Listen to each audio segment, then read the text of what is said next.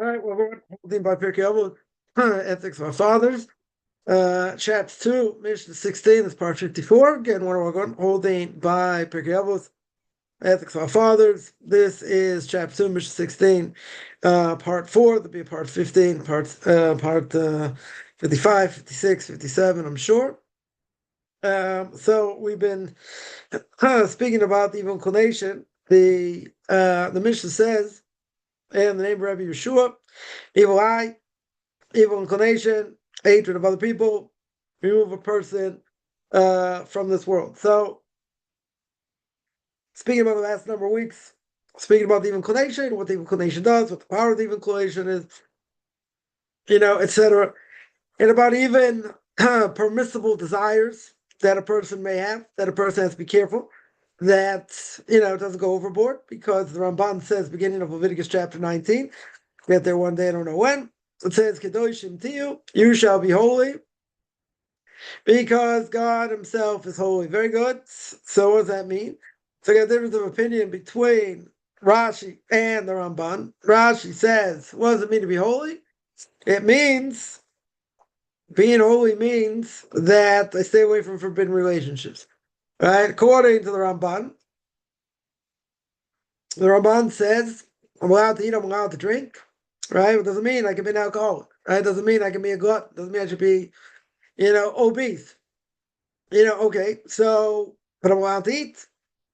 I'm allowed to do certain, there are plenty of things I'm allowed to do, right? But anything a person does in excess, and a person does too much of, then what's going to be the problem? You're addicted, right? Like anything else. Again, an addiction could be to food, it could be to drink, right? It could be to screens, it could be many things, right? Many, many things.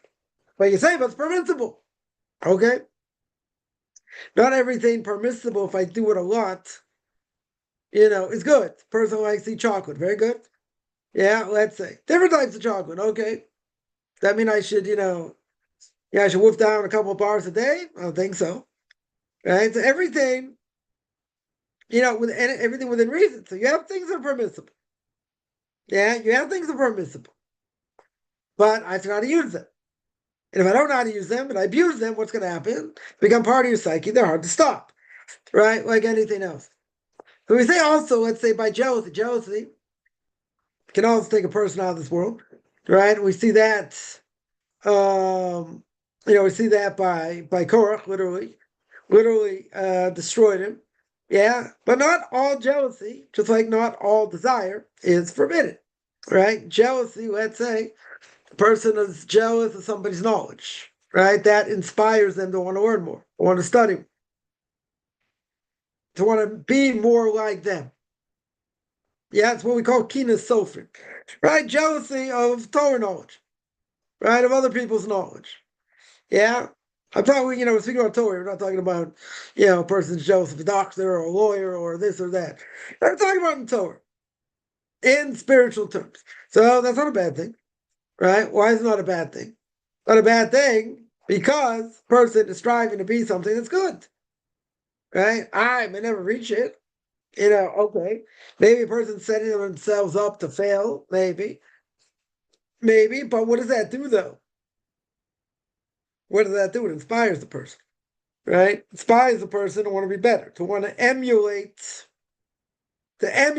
what other people do, right? Obviously for good, not for bad, and it's very easy, by the way, it's very easy to look at somebody and, be jealous of their knowledge or whatever, again, not a bad thing, but,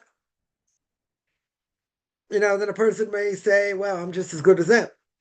I even may have more knowledge, and this person, gave a sermon, gave a class, whatever, didn't have much to say in it. It was all fluff. Okay, right? That's bad. I mean, even if it's true, it's bad. Right? Because it could lead to a negative thing over here. Yeah, why this person gets so many views, didn't really say anything, this and that, and whatever. Yeah, a person can be jealous of that. Yeah, I don't know if it's good or not. Yeah, I wouldn't say it's too good. It'd be okay. Someone wants to speak about fluff and they get, millions of views. Okay. Right? Anyone see any, TikTok videos, the stupidest things in the world. Right? I'm not saying anyone should do it. Look at these things. You see people get, thousands of views, for like making a sandwich, for, I don't know, doing stupid things. Yeah, but when it comes to real things, like, they get 50 views, right? You get 100 views. And nah, you got to bring in this, you got to bring in that, you got to bring the other thing. Okay, Torah sells itself. People want to listen, they'll listen. They don't want to listen. I sit there and like bake a cake, bake a cake so I should get 1 million views. Whatever. That's it doesn't mean anything. Popularity. Okay, but what are they giving over? What are they saying? You know, you got plenty of people out there saying stupid things. Etc. Yeah, tens of thousands of views. That's what people want to hear. People like fluff. People like, stupid things. I don't know. Whatever it may be. So, the truth is a hard sell. It's not. It's never going to be an easy sell, and it shouldn't be an easy sell, right? Because you got to be a mavakish. You got to want. You have to have that desire. So again, that's a positive desire. That's a very good desire. Yeah. But the thing is, then you get a person down and say, oh, why is the person doing this? And then you can start looking at the negative things. But again, someone who wants truth and is searching for truth. So that desire to be like someone else, to have that kind of knowledge, it's not a bad thing.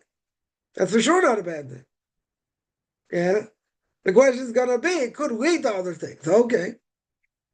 Could lead to worse things, maybe. But that desire is usually good.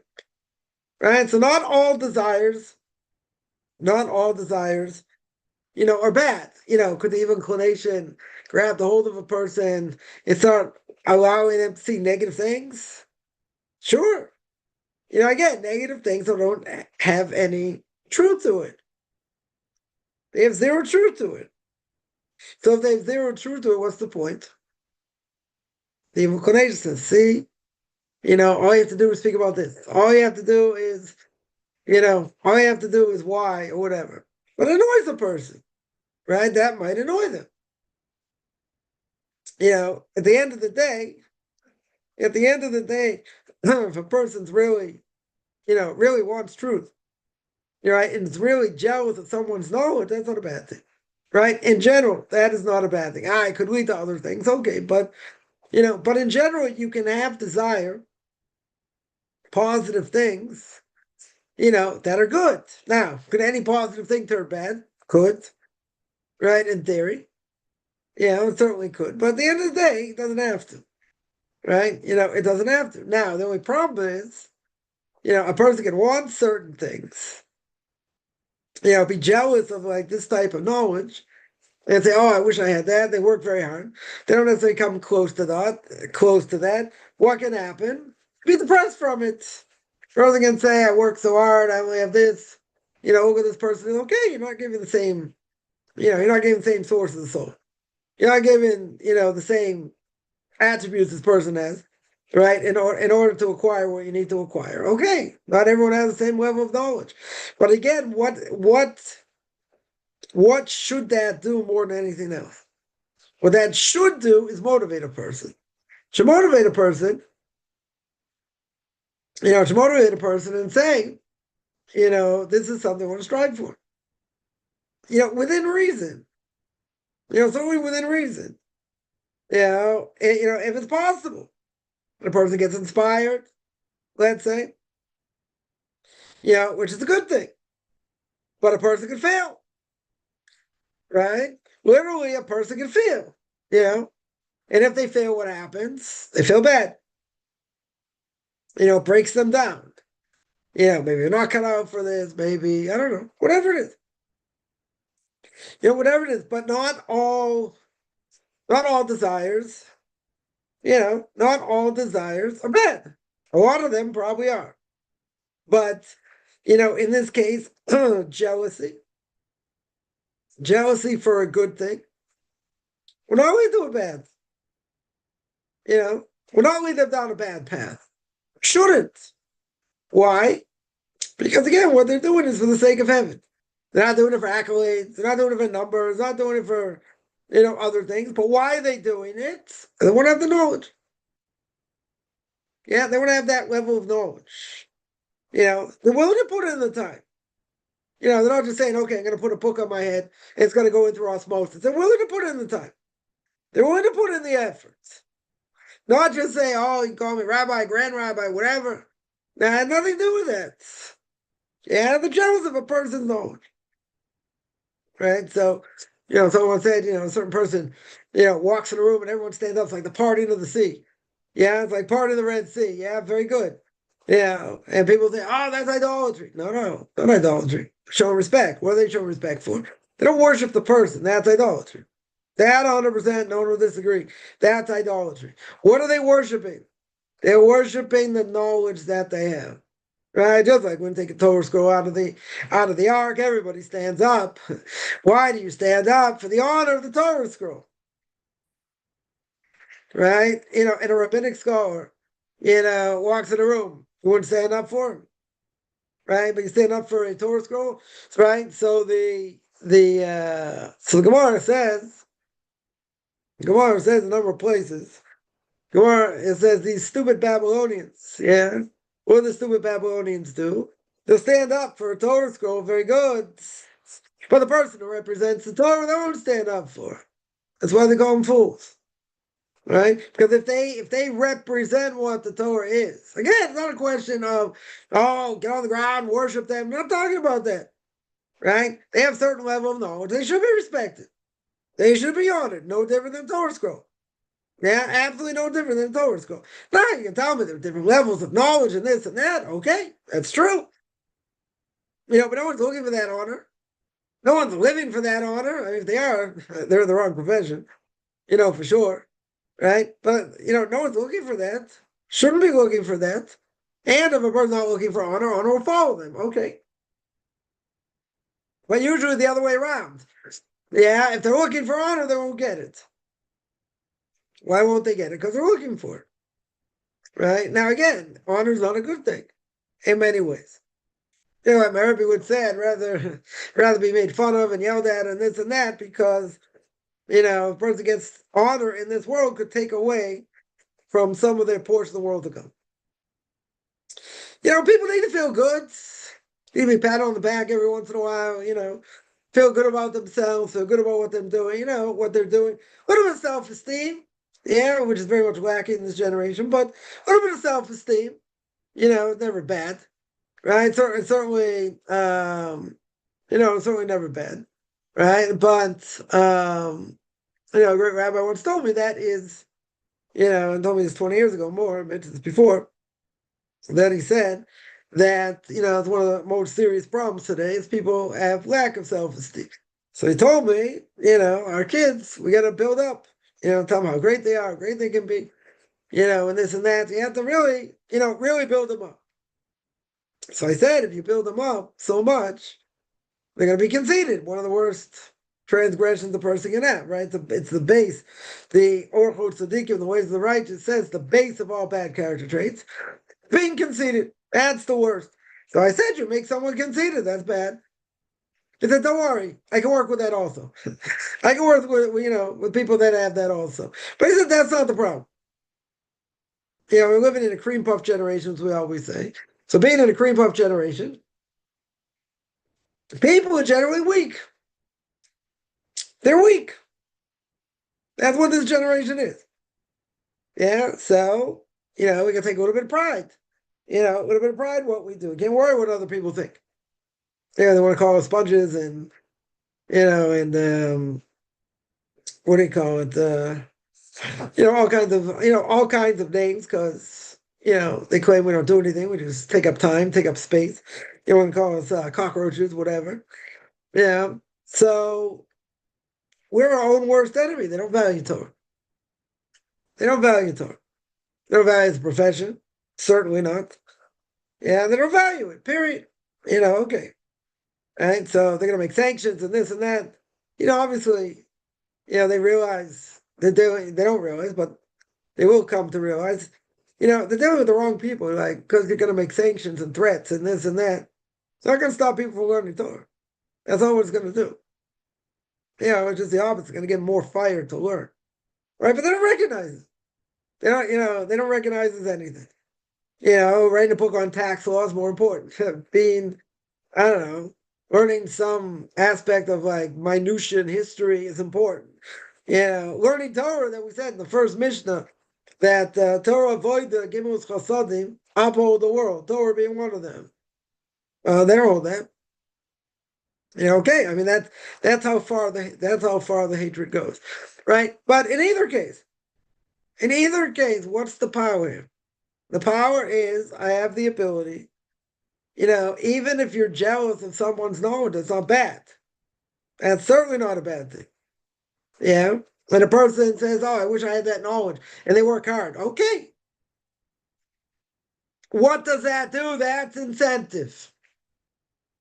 That's incentive. We're not going to give someone a fat head. So we're not going to give someone a fat head. Someone, I'll tell a story. Just happened. So I went to Del Marv tonight, the evening service, and so if there's a moon, right? If you can see the moon, you say Kiddush Levana, right? You sanctify the moon. Kiddush Levana done usually do it after 3 days of Rosh Chodesh. So last week couldn't do it. So normally you do it on Saturday night. Special time to do it on Saturday night, unless, let's say, during the winter it's kind of hard to do it. A lot of times it's cloudy. Whatever, some people do it during the week, the first chance they have, etc. And, make sure that they get it in. So tonight there was a moon. Well, whatever, there are a couple clouds. So the question is, it's really better to say it when there are no clouds. When there's zero, so you can see the moon is brightest. Yeah? But there are clouds. I mean, you can see the moon. You can definitely see the moon, no question. There's no question. Yeah. Wasn't 100%, there were some clouds there around. But it didn't take away from the brightness of the moon. Sometimes you got clouds that cover it. Then you gotta wait for the moon. You gotta wave the towel, right? You gotta wait for the moon to, for the clouds to go. Okay. So here, I wouldn't say it was the brightest moon. It was pretty bright though. Clouds here and there, nothing covering it.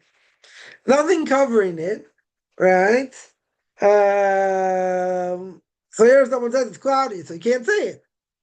So you say it. So next Saturday night, you can't say it. It's too late, right? So you have to say it during the week. You're gonna have to say it during the week. If you have a day that's not cloudy during the week, any day during the week, then you should say it during the week. Right? So anyway, what happened? So we were standing around, a bunch of us standing around looking at the moon. So no one wanted to answer. No one wanted to answer. It was pretty clear. I said, I don't think it's a problem to say it. Then someone came from, a different place that they said it. I said, so say it. It's not, I don't think it's a problem. It's not like the moon was covered, then came out, then got covered again. That's the whole question also. If you saw the moon and then you started saying it got covered, right? According to many rabbinic authorities, still allowed to say it, but okay. Anyway, that's not the point. What was the point? So I got home, and someone said, "Oh yeah, I daven this minyan," and one of the Torah giants, davens there also, prays there also. So I said, "Oh," so I said, "What do you say?" He said, someone asked him, and he said, you can say it. You can say it. So I said, well, it's a good thing I finished the entire Talmud. Maybe I don't know anything. Maybe I don't know that much. Okay, but he agreed. Very good. Very good. And I'm not a total expert in any of these laws, but as long as as far as I understand, as long as it's not totally cloudy, right, and you can see it, you could say it.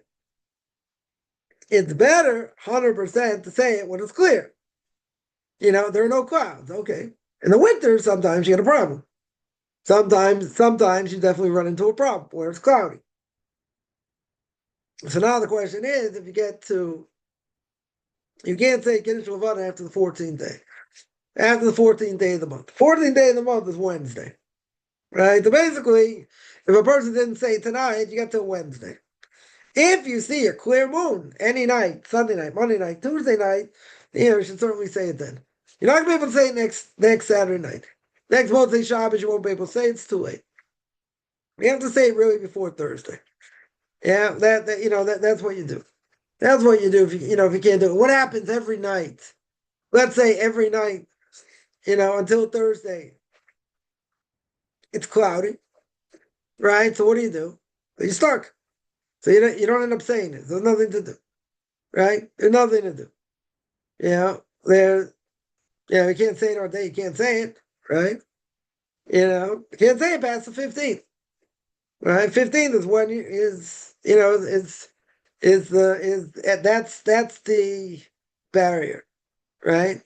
If you don't see it till the 15th, you can't say it, right? You lost it, right? Essentially, you lost it. So that's why some people during the winter they do try and say Saturday night. If let's say after the first Saturday night they don't see it, they can't see it, they'll do it during the week. It's not ideal. Certainly not ideal. It's a special time to say it after Shabbos. Okay. But if you had no other choice, and and the next week's going to be cloudy, or the day's going to be cloudy, so when it's not cloudy, the best chance you say it. You can do it during the week.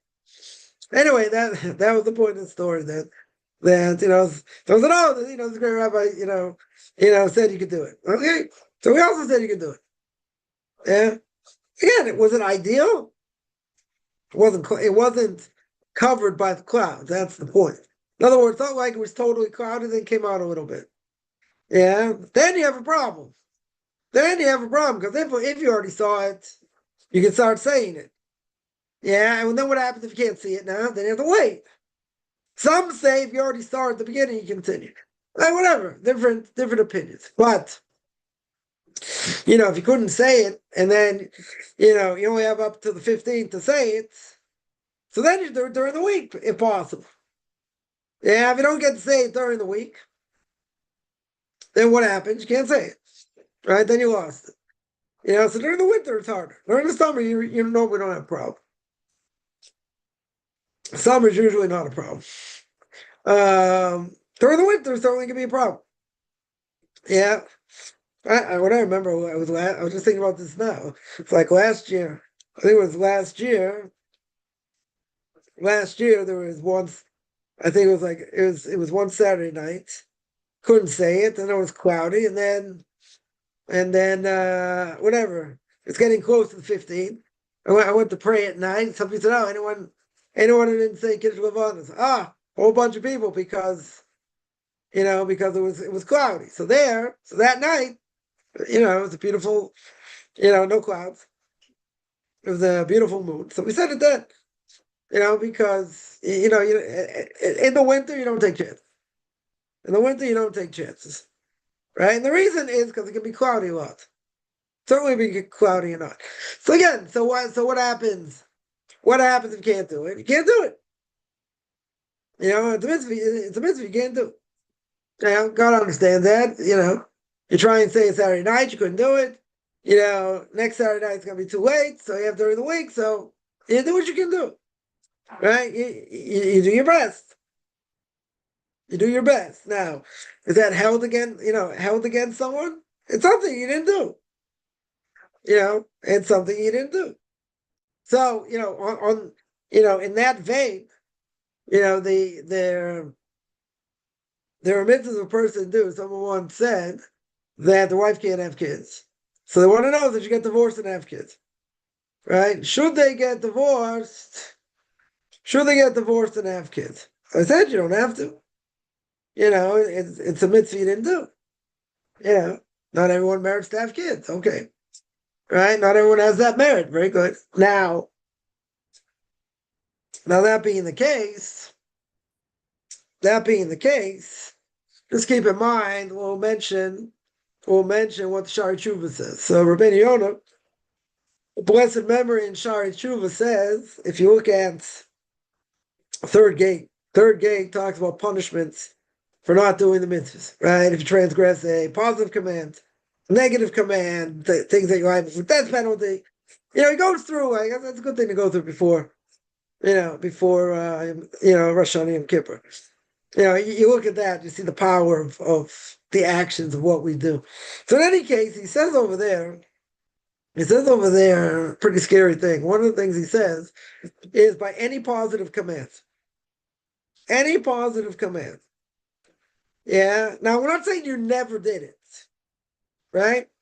You didn't do it once, let's say, or a bunch of times, whatever it is. Whatever it is. We're not talking about, a person just not being able to do something once. Yeah. Nonetheless, says Rabbeinu Yonah over there. Rabbeinu Yonah says there's no positive command. What's a positive command? To eat matzah on Passover. Yeah, to put on phylacteries, put on tefillin, wear tzitzis. Yeah, keep Shabbos, right? These are positive commands. There are also negative commands of Shabbos and other things. Okay. Yeah, but a positive command says Rabbeinu Yonah, there is no positive command. There's no positive command that's not related to resurrection of the dead. Yeah, what does that mean? It means every positive command, if a person doesn't do it, unless they're totally under onus, unless it's beyond their control. Yeah, unless it's beyond their control. Yeah, that can stop a person from getting up a resurrection of the dead. Right? He says there's no thing that's not dependent on resurrection of the dead. By a positive command. Forget about negative commands and all that. By a positive command, oh, big deal. I don't wear tzitzis today. For a guy. Or I didn't put on tefillin today. Yeah? I don't think about it so much. They did it, they didn't do it, could have done it, whatever. Whatever the positive command is. Says Rabbeinu Yonah, there's no positive command not dependent on resurrection of the dead. That does not sound like a minor thing. Now, if a person, if a Jew never wore tefillin in his life, never put on phylacteries in his life, that's a pretty severe thing. That's a very severe thing. Right? But at the end of the day, he didn't do it at all. He never did it. That's something else. Right? That's bad. But again, it depends on the circumstance. It depends why he didn't do it. If he was under total onus, it was beyond his control, then that's a different issue. If he had no opportunity, or let's say grew up as a potato farmer in Idaho, no offense to anyone's a potato farmer, grew up in Idaho, right? In either case, grew up knowing nothing. Not his fault, right? Don't get totally punished for that. Other things maybe, but, it depends what it is. 100% depends what it is. Right? So in this case, not going to get punished as severely. It depends. Right? It depends why they didn't do it. Right? But I remember, I don't know, the first time I've learned Rabbeinu Yonah before, on the gates of repentance.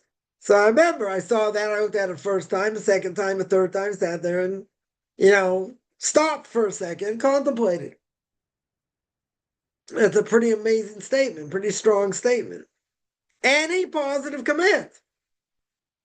Now, again, anything we do or don't do because, we don't, it's beyond our control to do. Being beyond control, being beyond your control, right, is a different thing, right? That means you're in control. That means you have no control. Right? So if you have no control, it's one thing. If you could have done it and you didn't do it, that's another thing. But if you were never taught about it in the first place, okay. Depending on what it is, you don't get a free pass over here. You pay a price, maybe a much lesser price, but you still pay some level of a price. Now, in this case, if you didn't know about it, never knew about it, okay. There are certain things though. It's not looked at as if you did it by accident, right? Or you didn't know. Yeah, intermarriage being one of them. Jew married to a non-Jew, right? You ask any Jew that's associated with the synagogue. Yeah, you ask them yes or no answer. Yes or no answer. If a person is a Jew allowed to marry a non-Jew, they'll say no, but no buts. right? Now, secular Jews not necessarily affiliated. Say it doesn't matter. It's not that important. The person's still a good person. Okay. Yeah, but most people know deep down, their soul will tell them it's not the right thing to do. They'll give you Webster's 25th definition on it. Okay. But there are certain red lines, very red lines, right? But there are many, many things a person, right, is not going to get nailed for as bad. Yeah, it'll be like they did it by accident. Very good. Right? They did it by accident. Okay. Yeah, but that doesn't mean you throw the book at them. It doesn't mean they're out, so to speak. A Jew marries a non-Jew, they're out. Right? How are you going to repent for that? So the only way you can repent for it is either the non-Jewish spouse dies, right? Or you get divorced. That's it. Right? But you can't repent for them. How are you going to repent for them? Yeah, that's a red flag. Right? That is a major red flag, regardless of what level of knowledge a person has or not. If they decide to convert and be proper converts and this and that, okay. Very good. They don't have to. It's not their obligation. What if they choose to? Okay. Very good. They certainly don't have to. But it's the Jew's problem. It's not the non-Jew's problem.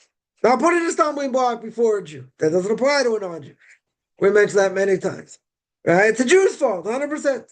Right? I told many people this, they don't like to hear it. Your spouse, there's nothing wrong with what they did. There's nothing wrong with it. The problem is with you. You're the one who did it. You're the one who did it. So you don't think there's anything wrong with it. So do what you want. You want me to back it and say it's a good thing? Never happened. Never happened this one. Never happened. Right? You gotta tell the truth. Yeah. What does the Torah say? Tzedek terdov. Run after truth. Run after judgments. Is it right or it's wrong?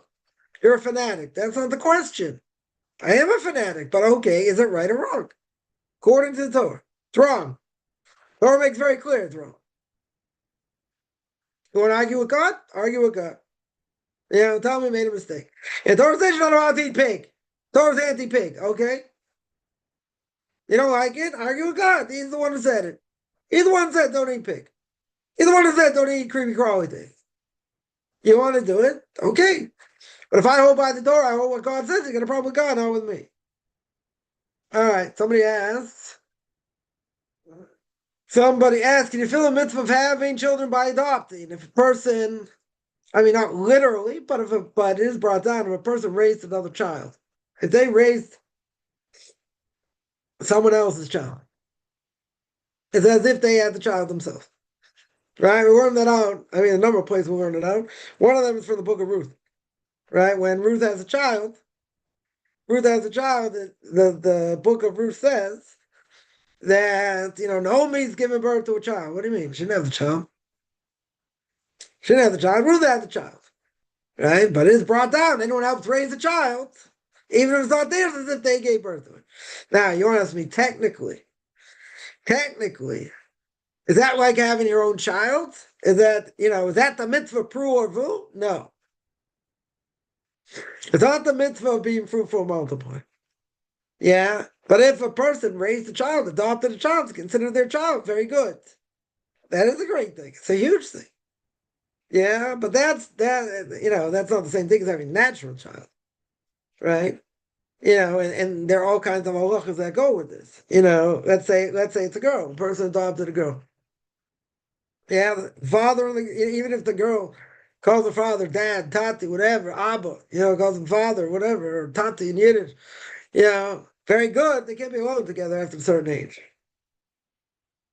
Yeah, it can be the same, no one else is there. Can't touch after a certain age. Right? Same thing by, technically really by let's say, by converts. After they convert, technically not related to the parents. Yeah. They don't really have biologically they are.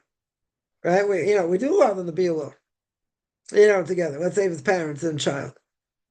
Yeah. Or by parents to a child, let's say. So if it was a natural birth, you wouldn't have that issue. You would never have that issue. Yeah, but since it's not, since you're raising the child, so technically, as if you had the child yourself. If you raise the child, very good, right? So that in theory means, yeah, you raise the child. It's considered like you had the child, yeah? Practically speaking, is that considered like you gave birth to the child, right? And you fulfill your obligation of being fruitful and multiplying? No, right? That doesn't apply. That shouldn't apply.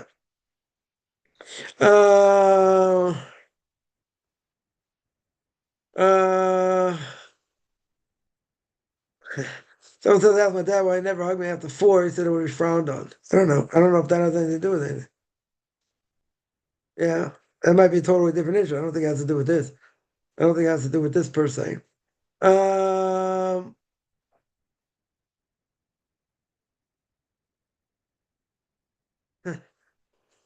so whatever. It's more, it is more complicated. It is more, it is more complicated. But I mean, these halachas people have to know. That even the question that always comes up is, let's say a person converted, the parents didn't. The parents are non-Jews.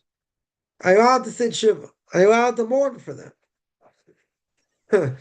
Now, technically, you would say no. There's no mourning for a non-Jew. Yeah, you can say Dylan.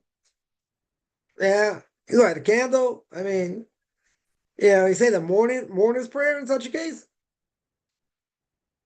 right? So we hold, we hold there's no mourning for that, right?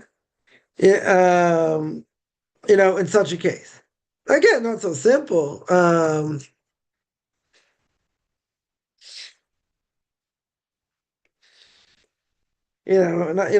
so simple, not so simple, right? But it's not someone, right? It's not someone you do like these mourning customs like you would for a Jew, right? You're allowed to mourn them. No one says you can't mourn them, right? Certainly, right? But there's mourning that doesn't apply, right? That wouldn't apply for a non, right? Would not apply. Um,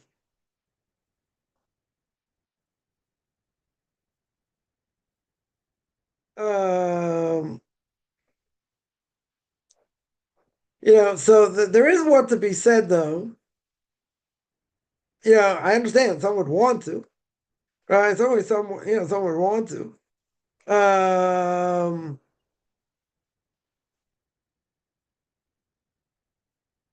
It's a difference of opinion.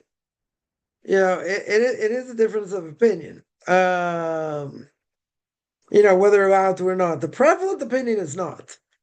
Right? Let's just make that clear. That is the prevalent opinion. The prevalent opinion is if a non-Jewish parent, sibling, or whatever died, you don't sit shiva. Again, the person wants to learn in their merit, they could do that. Um, they want to take the Tehillim, they want to say Psalms for them. Okay. What do you do in a case? Let's say a person has a sibling, they're Jewish. They have a sibling married to a non-Jew. Yeah, and let's say that sibling dies. Are there mourning customs for a sibling married to a non-Jew? Many say absolutely not. You say a Jew's a Jew, but they intermarried. Doesn't matter what they know or what they don't know. Yeah? Many say you don't sit shiva for them. That's how severe it is. You do not sit shiva for them. Or let's say a person had a parent, sibling, they weren't intermarried. Yeah, but let's say that's a great Shabbos in public. Let's say that's a great Shabbos in public. They didn't keep any Torah mitzvahs. Do you have an obligation to sit for them? Now, the custom is we do. The Torah giant of the last generation, Rav Eliashib, of blessed memory, holds, or held, let's say, held that really you're exempt because someone who desecrates Shabbos in public, whether they know anything or not, right, has status of a non-Jew. So they can't touch your wine, different types of wine, different things. Certain things they have a status of a non-Jew. You don't sit Shiva. There's no Shiva, you're exempt. You're exempt of any mourning custom. Or Rav Asher said, even though that's really the halacha, the custom is we do. The custom is we do. But he would not say that by someone intermarried. Someone intermarried is much more severe. Much more severe.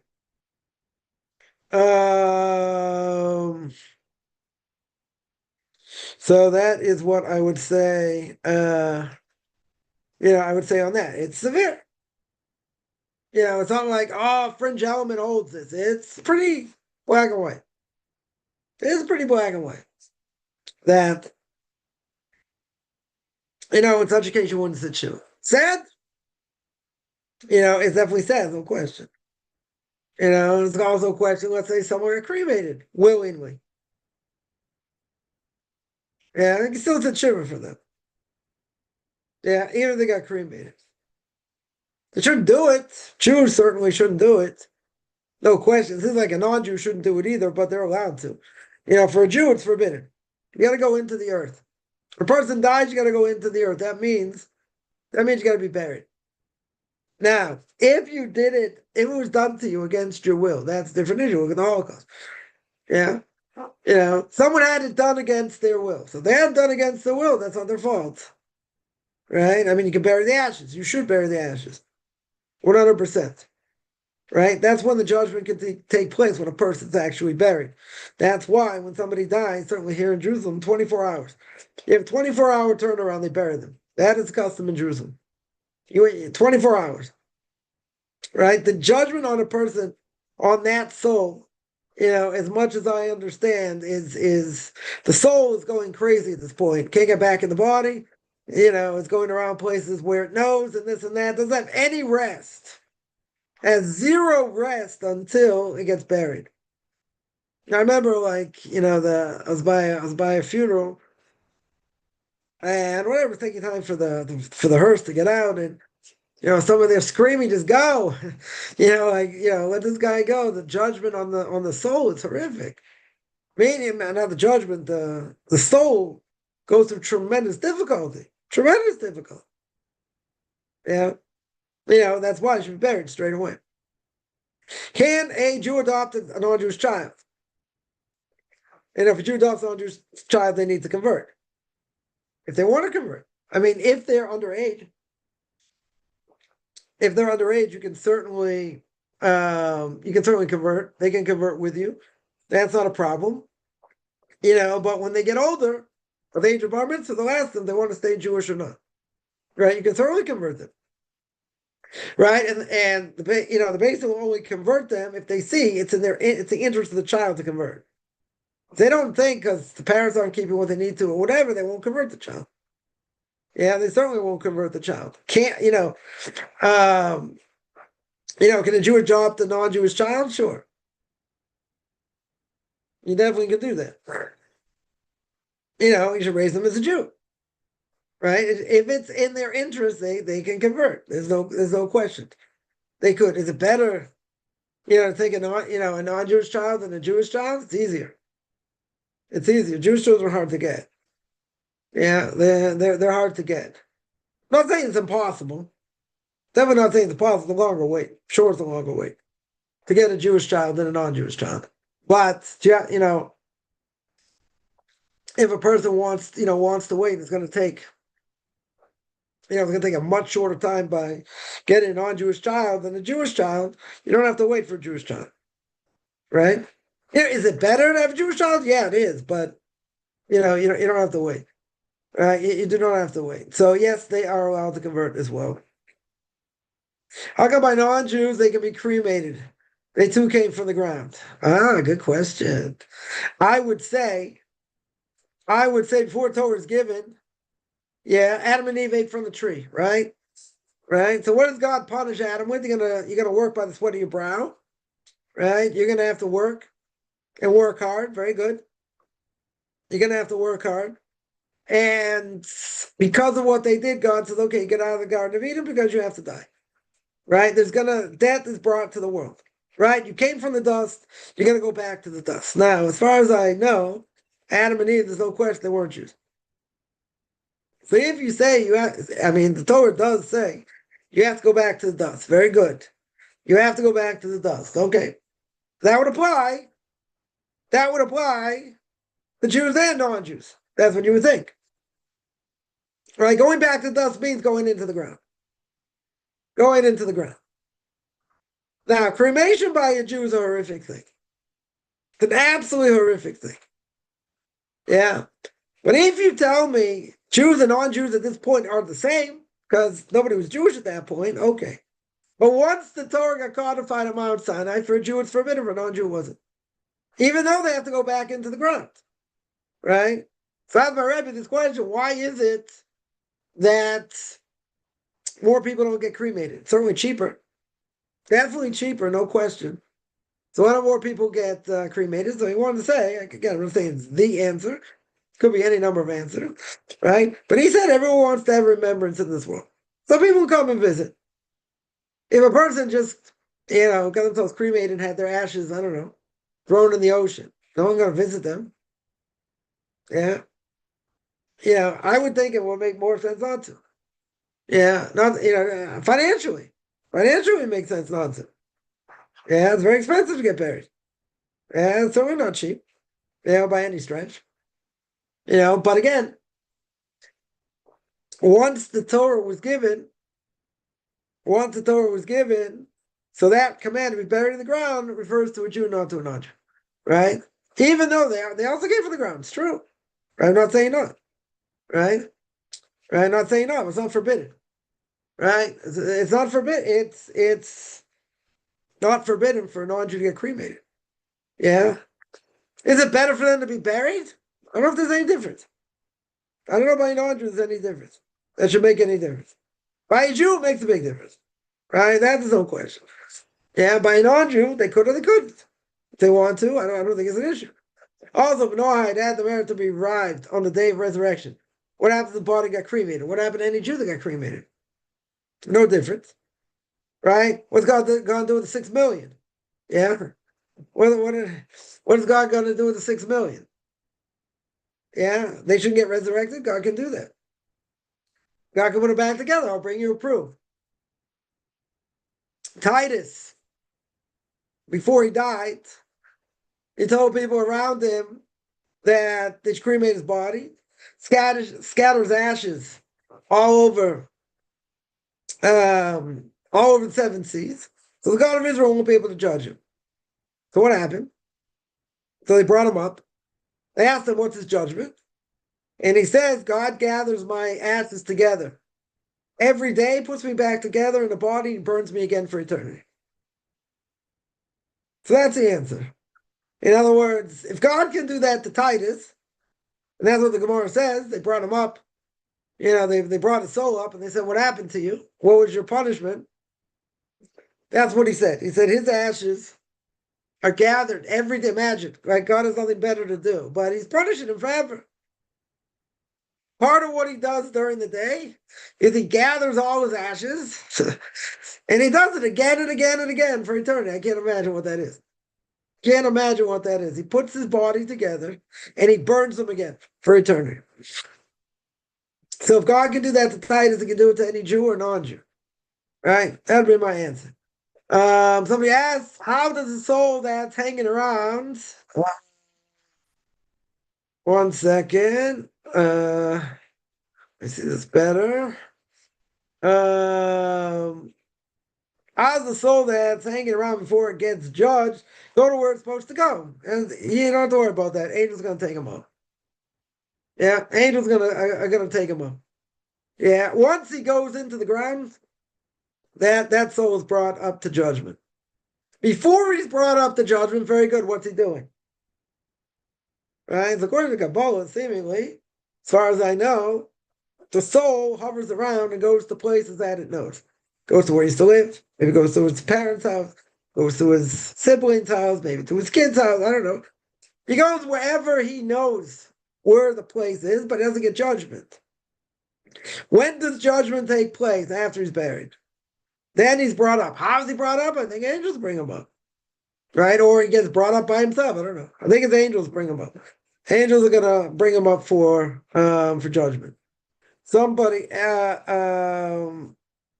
somebody asks if a non-observant Jew that's a great Shabbos marries a non-Jew. Are they allowed to be buried in a Jewish graveyard? Huh. Good question. If they're married to a Jew, they should not. If they're married to a non-Jew, they should not be allowed to be buried in a Jewish cemetery. They should not be allowed. That's the same case. That's the same case someone commits suicide as well. But today, that probably doesn't apply. Right? Really, someone who commits suicide should not be there. There are three things that happens. One is should not be buried in a Jewish cemetery. There are no mourning customs. He doesn't get up at resurrection of the dead, or she. Right? But even though it's a very severe prohibition for Jews and non-Jews, i.e. suicide, what it means is that today that doesn't apply. It doesn't apply because someone who commits suicide in general, some sort of mental health issue. But it's a severe prohibition either way. So in this case, if they desecrate Shabbos, they can be buried in a Jewish cemetery. If they married to a non-Jew, they shouldn't be buried in a Jewish cemetery. Now, not all Jewish cemeteries are the same. Some are, more religious, not, less religious. Yeah. Well, let's say for argument's sake, the Jew dies first. The Jew dies first. Where is he buried? He could be buried, he should, let's say better, he should not be buried in a Jewish cemetery. If he's into marriage. Got to be buried in a sectarian plot somewhere. Because a non-Jew is not allowed to be buried in a Jewish cemetery, period. Right? So why should the Jew be allowed to be buried there? He's married to a non-Jew, should not be allowed to be buried in a Jewish cemetery. Now, are there secular Jewish cemeteries that allow a non-Jew to be buried there? Probably. Yeah, doesn't mean it's right. Right? Don't make that mistake. Even if some places do it, doesn't mean it's right. Yeah. If a Jew is cremated, how do they go into the ground? Well, if you have their ashes, you can bury them. If you don't have their ashes, they can't go in the ground. Right? Some people, maybe keep them in an urn on their shelf somewhere in their house. That's horrific. I mean, it's horrific just because it's disgusting, but it's horrific because that Jew will never get, Jew doesn't have proper burial. What happens to that soul? Whatever. It's not good. It's definitely not good. If you don't know where the ashes are, okay, there's nothing to do. There is, what's going to happen to that soul? Good question, but that's a problem. That 100% is a problem. Yeah. Are there prayers to say you can pray? There's nothing saying you can't pray for them. But what happens to the soul? If the soul, if those ashes, let's say, are not in the ground. Or let's say better. Let's say someone's buried in a mausoleum, right? You got one of these fancy, expensive mausoleums. Very good. A mausoleum's not in the ground. That's also a problem. That's also a serious problem. And what's the reason? Because they have to go in the ground. If they're in a mausoleum, okay, they're in a casket. Very good. And they're in some, I don't know, some marble, who knows what edifice. Okay, beautiful. It's a beautiful thing to see. The only problem is it's not on the ground. Or she's not on the ground. That's bad. Mausoleum is just as bad. Are all cremated Jewish souls having to wait for Mashiach? Be able not to be hanging around. The question is if they're not buried. Yeah, in general. If they're not buried, they don't get judgment. They don't get the judgment they need. They don't even get to Gehenna, to get their soul rectified because they never went into the ground. Could be they're being, chased by destructive angels. It could be they're hovering around somewhere, who knows where, whatever dimension, but they don't get their true judgment. It's painful for that soul, right? That's why the soul should be buried in the ground as quick as possible, so the soul can get that judgment. Even if the judgment is painful, it doesn't matter. The fact is, at least they'll get judgment and have a chance of a portion of the world to come. In this case, they don't get judgment. The soul needs judgment in order to get to Ganem, in order to get to that place to have the soul rectified. If they don't get there, they don't get judgment. If they don't get judgment, they're in trouble, right? Not just there, I wouldn't say just hanging around. As far as I understand, they're not going to be in a good place. They're definitely not going to be definitely not in a good place, right? Let's just say, can Titus do tshuva? Nope, that's his punishment, right? The Gemara getting says that's his punishment. He doesn't get a chance to do tshuva. It's over. His punishment for eternity for what he did is to get his ashes gathered and be burned for eternity. Eternity. Yeah. He's not given an opportunity. Yeah. Other people that were brought up also not given an opportunity for what they've done. They won't be given an opportunity. Yeah. Yeah, and what's the tshuva he can do? The only tshuva, the only thing he can do, essentially, is be able to come back in a reincarnated soul. That's about the only thing he can do. In order to help that, right? He's not going to Ganem. Ganem's not going to help him. That was his judgment. That was the final judgment. That's it. He's stuck. So he's got no way to repent. That is, we said, that's his judgment for eternity. Nothing changes. Right? God can do that. God can certainly do that. He can make someone be punished forever. Take their soul and just punish it again and again and again. Right? The easy way out is the soul gets obliterated. He doesn't do that. Some people he might do that to. Right? Probably not too many. In this case, he didn't do that. What did he do? He just keeps burning them over and over and over again. That's punishment. That's the punishment. So he doesn't get what if you know what he did, right? Let's say like this. If you know all the terrible things he did, why did you get the opportunity to repent? Why in the world did you get the opportunity to repent? The Budza Radin. I always have this problem on Tisha B'Av. The Budza Radin, the butcher of Babylonia, we'll call it. Yeah, killed tens of thousands of people mercilessly. And God allowed him to convert. God allowed him to convert. I look at this Gemara and I just shake my head. What's the simple answer? Well, the simple answer. Everyone has the power to come back in this world.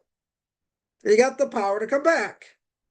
Not only that, of all the people that he killed, in the tens of thousands, God allowed him to convert. Yeah. He repented, he wanted to convert. Imagine Hitler Yamach Shemoy V'Zichron after the Holocaust. Let's say he would have survived. He decided to become an Orthodox Jew. He wanted to repent. You think there's going to be any base that's going to accept him? No base that would accept him. Who's going to accept him after what he did? God allowed him to convert. It's a mind-boggling idea. Yeah. If he told me he killed one person, okay. He killed thousands, tens of thousands of people. He was a horrific individual.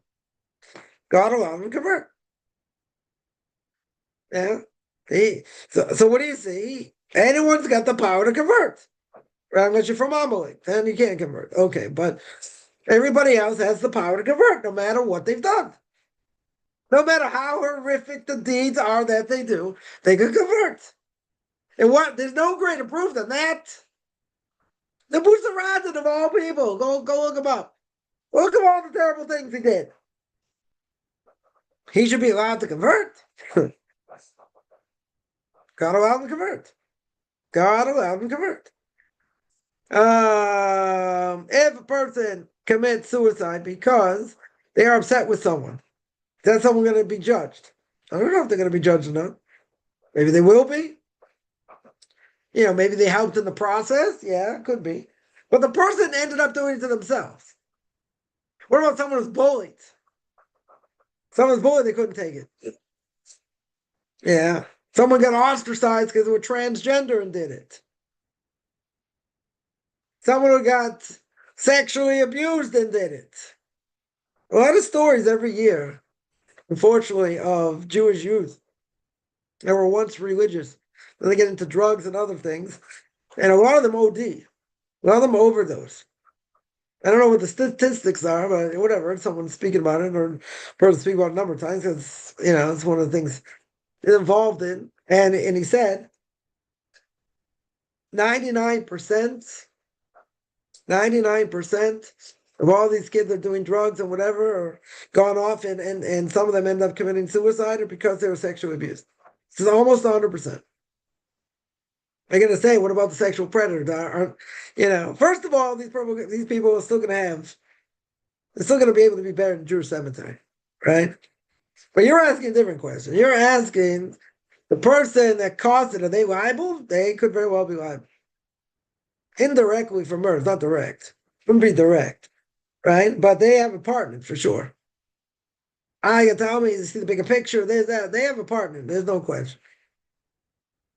But this person, I've heard him say many, many times, almost 100% of all these kids who are into drugs and go off and this and that and end up committing suicide, from religious families, almost 100% were sexually abused. Just about 100%. So of course, does that sexual predator play a role? Yeah, 100%. Is he guilty of direct murder? That's, we're not going that far. Wouldn't necessarily go that far. But plays a certain role, they'll be punished, yeah. 100%. Yeah. Anyone who causes anyone damage, anyone who bullies, let's say. Of course they're liable.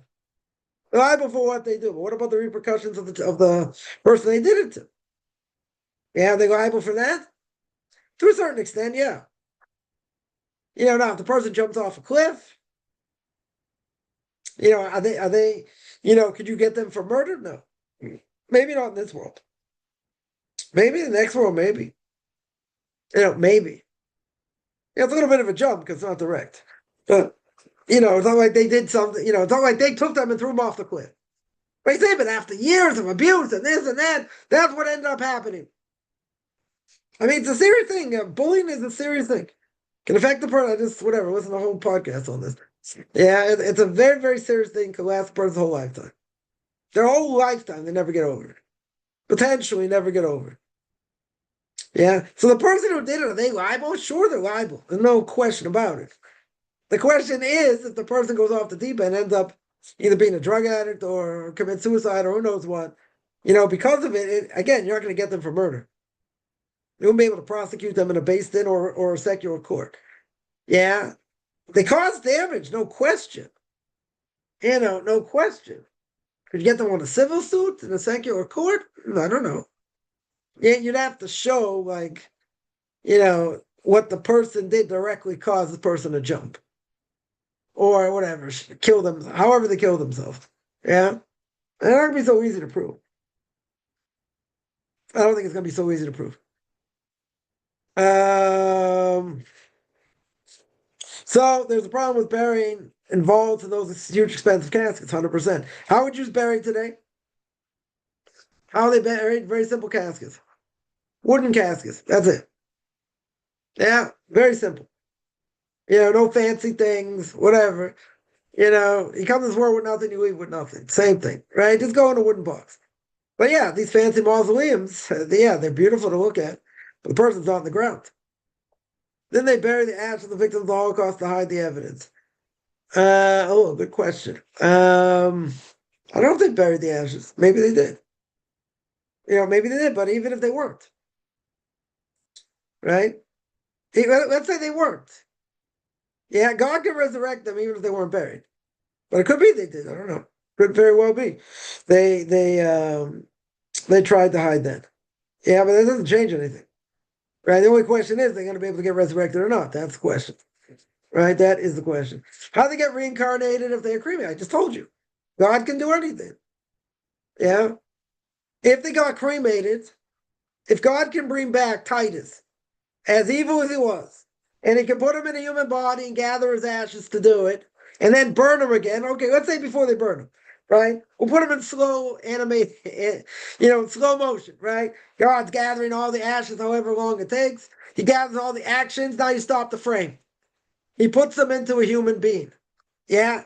Right before the fire comes down and strikes him, he's human for one split second. All of a sudden he has a thought, bam, he gets killed again. Yeah. So if God can do that to Titus and gather the ashes together, put them in a human body, and burn them, why can't he take anyone who's been cremated and do the same thing? There's a neck in the bone that gets strengthened from Lava Malka, the fourth meal that you eat Saturday night after Shabbos. Yeah, that bone gets strengthened, and that's how God resurrects people. What if you don't have the bone? Or that bone got destroyed? Yeah, or I don't know, God forbid, got in a car accident, got burned. That's no longer there. They put the person in the ground, right? Let's say that person, deserves to be resurrected. Can God resurrect them? Can resurrect them. That's not a problem, right? Just because a person's in ashes, God can do anything. If he can do it to Titus, he can do it to any human being that deserves to be resurrected, right?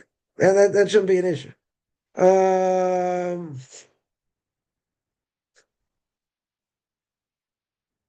Again, it's for a non-Jew, there's no issue to be cremated. That definitely does not seem to be an issue. So someone had someone cremated is not a problem. I don't think it's an issue. If they were Jewish, that would be an issue. That would be an issue.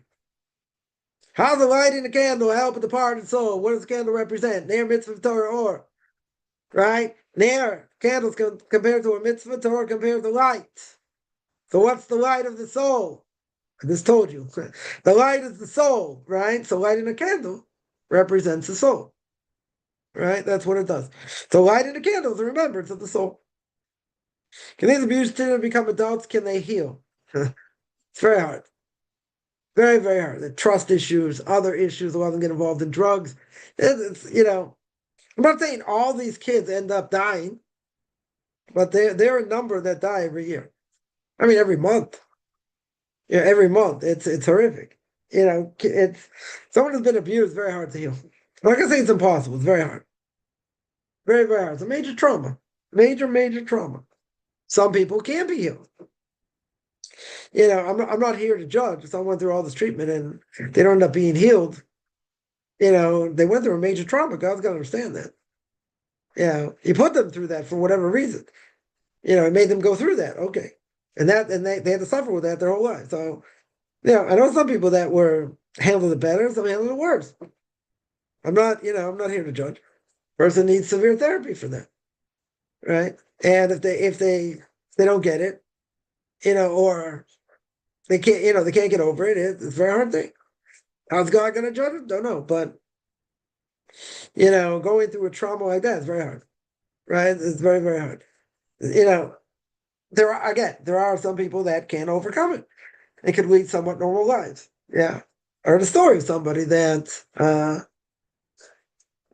married, kids, grandkids, and whatever, still has serious claims against the person who did it to him when he was a kid. He came out of it. Now, I remember the story. I don't think this person was ever on drugs or other things, but whatever, he needs serious therapy. Serious therapy. But he never forgave the guy for doing it. Absolutely never forgave him. Yeah, he doesn't have to. A major trauma. Some people come out of it. I would say it's miraculous. I would say it's miraculous. It's a hard thing. Especially as a kid. Especially as a kid. God forbid a woman got raped. If they were a kid or older, also devastating. Also devastating. No question. Some people they go to pieces. They absolutely go to pieces. Even with major therapy. I'm not saying across the board it's easy by any stretch. It's a major trauma. It's a major, major trauma. Going to this, hot topic here. Yeah, one's house burns down, they get burned in the fire. It was an accident. Is that still going to not find rest? If they got burnt, that could be. That's the atonement. They got burnt. Yeah, even if they're ashes now, and they put the ashes in the ground. Okay. Right. You got to remember one thing. However a person dies, we don't choose it. God forbid unless someone commits suicide. Nobody chooses it. Yeah, 100% nobody chooses it. Now, if somebody dies, someone dies in a fire. We use this as an example. Good example. Someone, God forbid, dies in a fire. Yeah. Now, that person's going to be laid to rest or whatever's left of them. They'll be laid to rest. Where we won't get gross here. They'll be laid to rest. Okay. On the coroner's report, I've spoken about this before, but it's a good point. On the coroner's report, what are they going to declare? They are going to declare how the person died. They got burned. They died in the fire, right? 100% they died in the fire. Okay. What's the real reason they died? You say they died in the fire. Okay, let's ask the question again. What's the real reason? That's the cause. But what's the real reason? Because God took them in that way. Why do you take them in that way? I can't answer. Isn't fire one of the 4 major death penalties, like for adultery? Yes. Can I say this person committed adultery or did something wrong according to that? We have no way. We have no way to say that. Nobody knows.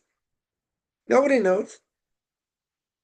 Even though there's no capital punishment today, right? The 4 capital punishments. One's by impact, right?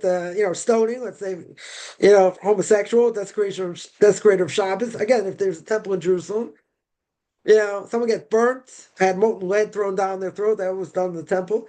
I mean, it was really never done, but that's what would have been done for, something, let's say, like adultery. And then you have herring and headed, getting either your head chopped off or getting choked to death. Now, someone drowns. Yeah, let's say someone drowns, suffocates, or whatever. Isn't that one of the four corporal punishments there? Capital punishments? Yes. That's what it is. Essentially, that's what it is. Is anyone going to say that person must have died because of this, that, and the other thing? Nobody knows. Nobody knows. So the mistake that people say, and I got flack for saying this, but I'm going to say it again anyway, and that is that the cause of death, you'll tell me the person got burned. Very good. That's the cause of death, but that's wrong. Why is that wrong? Because the cause of death is God took them. That's the cause of death. Why did he take them that way? Don't know. But God took them. Yeah? So you'll say it was an accident. Okay, but the person died, right?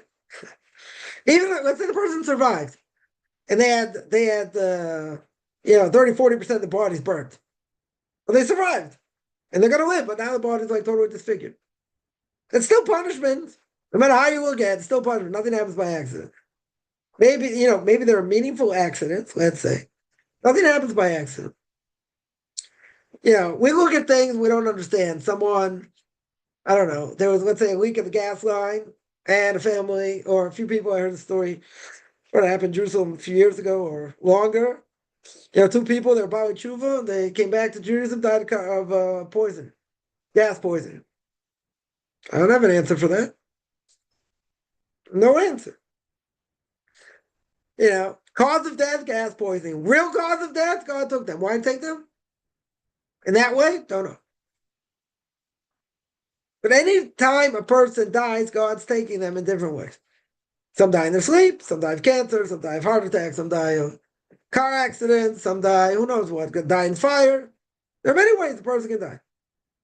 Yeah? The mistake people make is that's the cause. That's not the cause. That's what the coroner will say is the cause. Okay. Doesn't matter. The cause is God took them. That's the way he took them. Why did he take them that way? That's a whole different discussion. Right? That is, that's a whole different discussion. All right, let me get to some other questions here. Someone asked, I heard from a rabbi that the Talmud was written that a non-Jew lived in desert worship idols will go to hell forever, even if it's unfair. Even if it's unfair. All right, let me ask you, or ask anybody out there, a non-Jew, a Hindu, right? Someone told me they were very upset by this, that a Hindu, you got many Hindus out there that are in serious trouble because it's idolatry, right? We all agree it's idolatry. There's no question it's idolatry. Okay. Now, someone says, But, it's tragic. All these Hindus are going to die. You're right. It's tragic. Name me some of the Noahide laws. Don't steal. Don't murder. Don't commit adultery. Oh, don't forget what a big one. Do not do idolatry. Don't do idolatry. It's one of the Noahide laws. If an non-Jew dies and they're an idolater, doesn't matter why they're an idolater. Doesn't matter. It's a custom. They're an idolater. The father's an idolater. Parents are idolaters. The whole society is idolaters. Okay. That's one of the Noahide laws. When it comes to idolatry, not all the Noahide laws are liable for death penalty. What's the punishment for idolatry? Anybody know? By Noahide laws? Death. Death penalty. No repentance. Right? If they didn't repent, death penalty. So how are you gonna say, yeah, non-Jew lived in the desert, they worshipped idols, they go to hell forever, if they get there. Yeah? If they get there. Right? What's supposed to happen to them? They should be death penalty.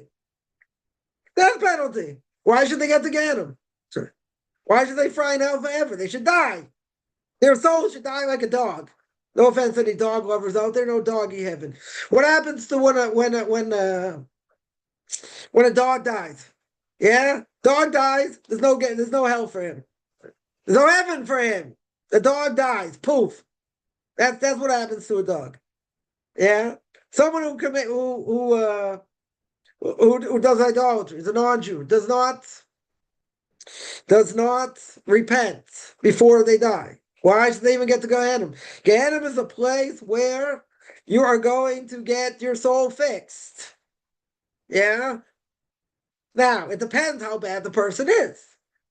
If the person deserves to be there for things that they've done besides this, very good. Then they'll get judged in there forever. But if not, why should they get there? Idolatry is one of the Noahide laws. They shouldn't even get to Gehenna. They should die. So that's it. Once they die, poof, nothing happens to them. Right? Yeah. Says the non-Jew lived in the desert, worshipped idols. That's bad. Yeah. Why should he even get to Gehenna? I'm asking a different question. You shouldn't even get to Gehenna. You should just die. That's it. Have no portion of the world to come. No portion of the world to come. That's it. Get into Gehenna, gets him fixed up. Or, in this case, he must have done other things in order that in Gehenna he's going to get fried forever. It can't be just for that. It has to be other things. It has to be the person must have done other things also. How does Abraham figure out that the creator of the universe, almighty, all good, all knowing without the Torah? Because he looked into the world at the age of 3, the age of 40 or older, and he saw there's a world by design. So he had to worship the designer. Very good. Right? So he looked at the universe and he himself figured out what God wanted from him. How did he figure it out? Good question. But he kept the Torah before it was given, whatever that means. So he figured out what God wanted from mankind before even God commanded it. How did he do it?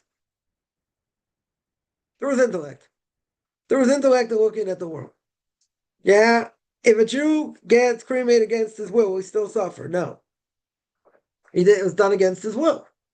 Right? If it's done against his will, he's not going to suffer. Right? He didn't have a choice. It wasn't his choice. Definitely wasn't his choice. If he did it, and he didn't know anything, and he still did it, doesn't matter. It's still not good. Right? If they bury him, okay, that's better. Even if he got cremated. Yeah. Yeah, but if they did it against his will, it's not his fault. Definitely not his fault. Is it a sin for a Noahide to be a bully someone? Yes. Sin for anybody to bully anyone. Yeah, certainly for a non-Jew, it's very bad. Put fear in person. It's a bad character trait. Right? It's cruel. It's a cruel thing to do to bully someone. For anybody. Jew or non-Jew, male or female, doesn't matter. Forbidden across the board. Hashem does not wrong humans, it's us who wrong ourselves. True. That is true. So again, everything in this world is either, a person's going to pay for what they've done, right? Regardless of what the coroner says, it's because of sin. Right? King Solomon says, those in this world hasn't sinned. You have a handful of people. You have a handful of people in this world that never sinned. Okay, handful. Everyone else has sinned, right? So when someone dies, whatever they die from, you can tell me it's the ultimate sin of Adam and Eve. That's why they die. True. Yeah, but what kills a person more than anything else? Sin. That's what kills them. Yeah, that's what destroys. Stock market people jumped out of the building, and that caused their suicide. Oh, good question. Good question. Stock market dropped. They felt they couldn't live. They lost everything. How are they going to pay their debt? Look what happened during Corona. Yeah, sorry, during COVID. What happened? There were people who lost their business, lost everything, committed suicide. Again, most people commit suicide, even if they didn't have mental health issue at this point. Something caused it. Very good. How's God going to look at that? Great question. How's God going to look at that? It wasn't done by a human. It was done by, I mean, it was, but, it's caused by a stock market. Very good. Everything they ever owned now is gone. They feel they can't live. Yeah, it's a very drastic thing to do. I understand, okay, you don't want to deal with reality and it's a hardship and a lot of hardship's going to happen. Again, I'm not here to judge, but it's a last resort, absolute last resort. No question. So someone who does it, at some level, they're not in the right mind. Doesn't matter what the cause is in general. Yeah. All these other things, yeah, you tell me this could cause, a person's bullied, it could cause. Yeah. A person lost all their money, could cause it. Stock market dropped. Yeah. All these things. But when a person actually does it, if God forbid they do it, there's something, there's something wrong. It doesn't matter what the cause is in general. In this case, even the stock market dropped. Okay. It's a big hardship. Person lost everything. I get it. How are they going to pay everything back? I get it. It's embarrassing. I get it. This is very drastic, though. Regardless of what a person's gone through in general, I'm not talking about trauma. I mean, this is a trauma to a certain extent. Yeah, it is a trauma. But at the end of the day, for someone to do that and someone to pull the trigger, that's an absolute last resort. It's not normal. It's not a normal thing to do. Again, I'm not going to say necessarily every circumstance, but a lot of circumstances, not a normal thing to do.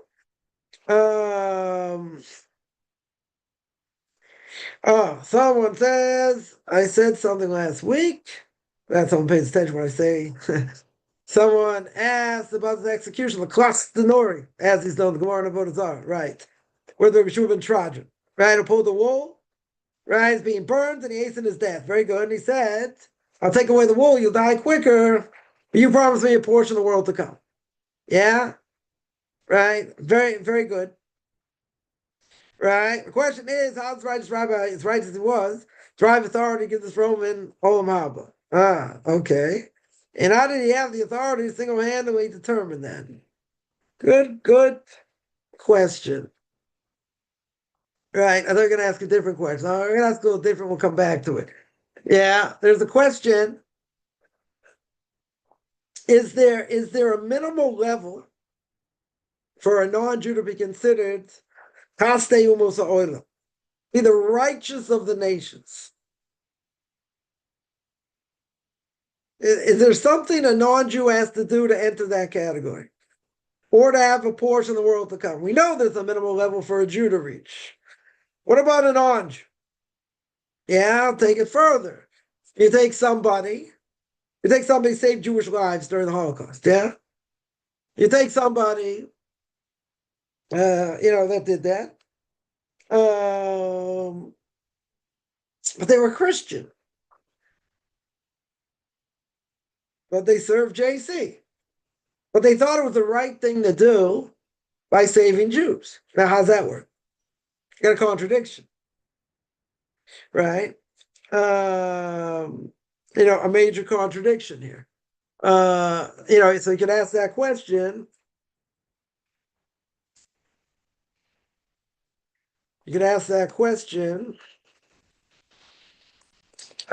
Schindler, let's say, right?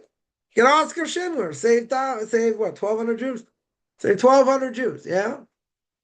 I mean, His character is flawed. I don't think there's any question. And I think it was a Christian also. Yeah. So on the one hand, he's liable for a death penalty. He's liable for death penalty because he's a Christian. On the other hand, he did an unbelievable thing by saving 1,200 Jews. Right? So that's a different question. Right? I'll get to your question in a second, but that's a different question. In other words, how do we say, and people will say this, and he's probably got something at Yad Vashem, the Holocaust Memorial here in Jerusalem, that he is one of the righteous, he's one of the righteous, of the nations. Because he saved so many Jews. Wall to burn. Others like that. Okay. He saved thousands of Jews. What if the guy was a womanizer? What if he had all kinds of bad character traits, and to boot, he was a Christian? Does that offset? In other words, does he get some level of reward? Does he get some level of reward because he saved Jews? At the risk of his life, that's a huge thing. It's not a small thing. It's a huge thing, right? How does that? So I'm not sure. I'm not sure myself how this works. In other words, he saved thousands of lives, right? He saved 1,200 lives, let's say. Schindler. Again, his character is flawed. I don't think there's any question. But let's say he's a Christian also to boot. Do we say he gets rewarded as a righteous person because of what he did? And he gets some reward for that, but that gets negated. Does that get negated by the fact he's Christian?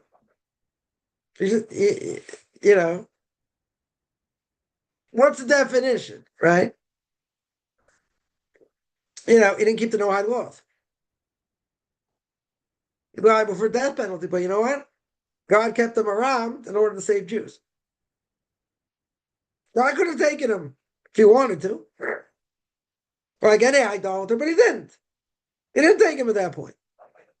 So God saw the bigger picture. Idolater does this, he does that, does other things. Okay. Idolater being the worst, let's say. But God didn't demolish him. Why? Because he had something to do. God used him to save Jews. Okay. So in this world, he probably got a certain level of reward, but I would think he's going to get punished also for that. Doesn't offset. Does not offset, but that was not your question. That was a different question. So the question is, so my question based on that was, how does this help? If this costs the Nori, right? This Gemara Avodah Zarah, right? This, what do you call it? This butcher. That's what he was, right? This is what he did. He tortured people. That was his job. Yeah, murdered people. Okay, he did it because the king told him, whatever, but he murdered people. And then one of the Noahide laws? One of the Noahide laws, very good. Right? So we can ask a little bit different, and that is, if he's liable for death penalty anyway, how could he have done it? Yeah, that's a different question. Okay. How did he, as righteous as he was, derive the authority to say this Roman can go to Olam Haba? So where did he get authority from? Yeah, he was still a giant of the generation, nothing to talk about. Yeah, nothing to talk about. So he held that, can somebody, but that's like this, can anybody promise a person their portion in the world to come? A portion close to them in the world to come. Let's say they're very righteous. God doesn't give them their portion. We give them a portion close to them. Are they able to do that? Why not? What's stopping them? What's stopping them? Nothing's stopping them. If a person decides, we'll say like this, if a person decides they want to help support somebody. Want to help support someone in learning. Yeah, someone is learning. So what do? So they make a deal. The deal is they help financially. The other person has them in mind while they learn, and they get a portion of that learning. Can they do that? They can do that. Can they give All the portion? No, they're not going to do that. They're not going to give the entire portion. Who says they're allowed to give a portion of their learning? So we have this all the time. It's called Yisachar Zvulun, right? One learns and the other pays, right? You pay, I pray, something like that, right? So they pay however much it is. And they have an agreement that that portion, whatever they're learning, they have a portion in that. So when they get upstairs after 120 years, whatever this person learns, as if they learned it themselves. Can somebody do that? Yes. Why can't they do that? They're allowed to do that. They are allowed to do that. Whether they should do it or not, it's a different issue, but they're certainly allowed to. And and there are many people that do this. They want they want to have the merit of helping support somebody. Yeah, so they pay a certain amount, whatever it is. Some say 10% of what they make. Some say 50%. Really, it should be half, right? But let's say whatever the agreement is, very good. So how is that person allowed to give a share in their learning? Because they can't. There's nothing wrong with doing that, right? In this case, how is he allowed to do this? Because this person transgressed the Noahide laws. This person's a butcher. That's what he does. He's been doing it for years. He's been torturing people. Yeah? Just because he's going to allow him to die quicker, how does that help? How does it help this person in the world to come? But he can give him a portion of the world to come. He can give him part of his portion. That he can do. Right? It'd be no different than if he learned on his behalf and he gave him some of that also.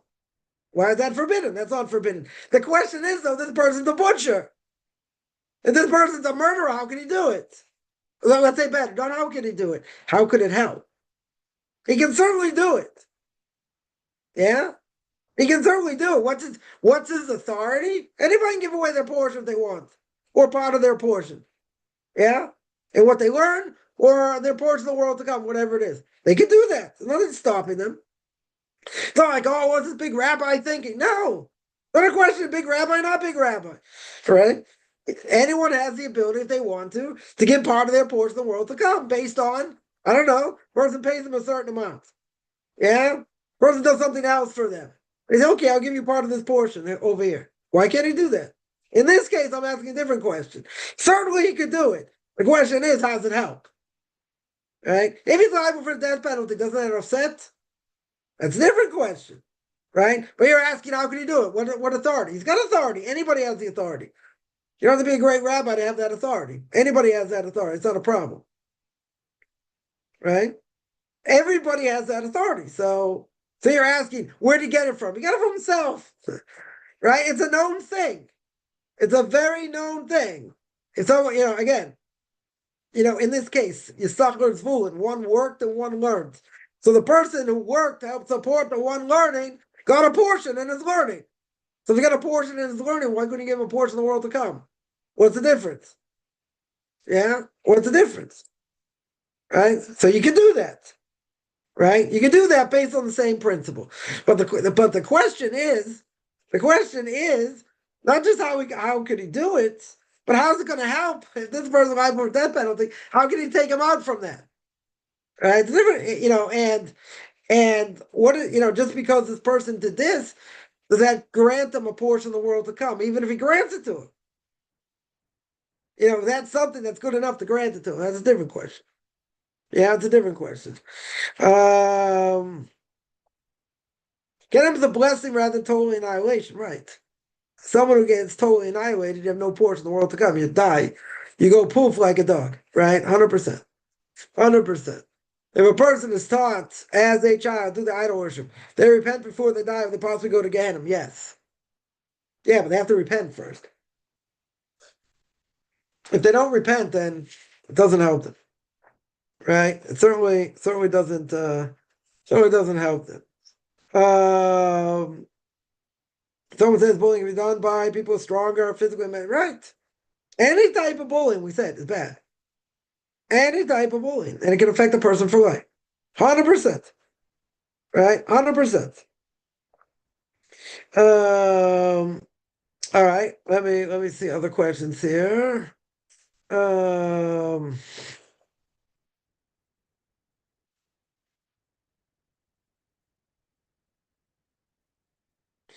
uh,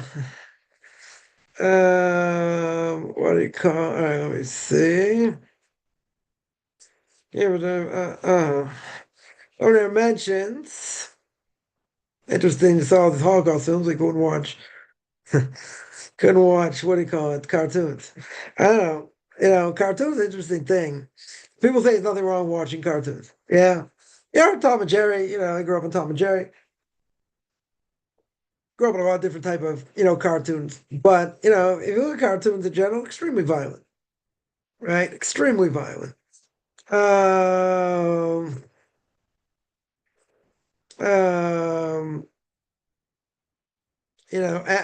extremely violent. So and the values are bad. Now people think, come on, a cartoon's a cartoon. No one's going to learn from the cartoon. I don't know. People learn from whatever they see, right? People learn. People learn. People learn terrible things from this. Absolutely terrible things, right? No question. Absolutely no question. But people say, it's only cartoon. It's only cartoon.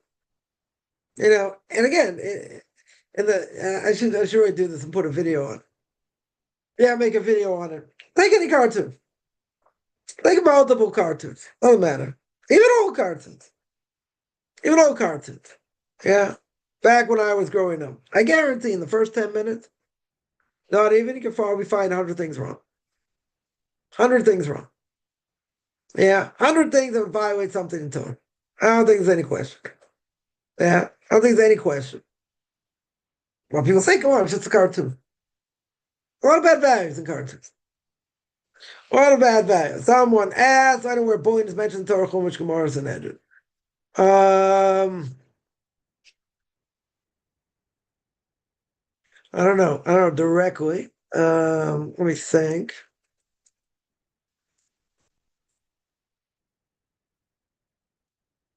Um, Onus Devarim. Onus Devarim means make fun of people. Yeah. You make fun of them. You mistreat them. Emotional distress. You see that about orphans or converts, right? You're not allowed to cause pain to converts. You're not allowed to embarrass someone in public, right? That's shaming somebody. The Torah does say love your neighbor as yourself, right? So if and not only that, don't do anything hateful that you would want done to yourself.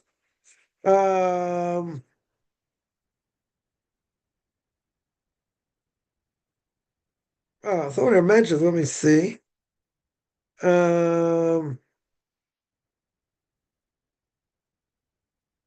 Let's see here.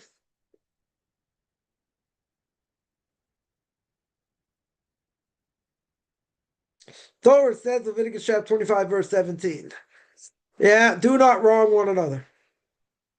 What is that? Verbal abuse. So Rashi there says, brings down from Medrash. Can look it up over there. Again, Leviticus chapter 25, verse 17. What does Rashi there say based on the Medrash? He says, you tease or taunt another person or give inappropriate advice, right? So teasing or taunting is bullying. Essentially, it's bullying.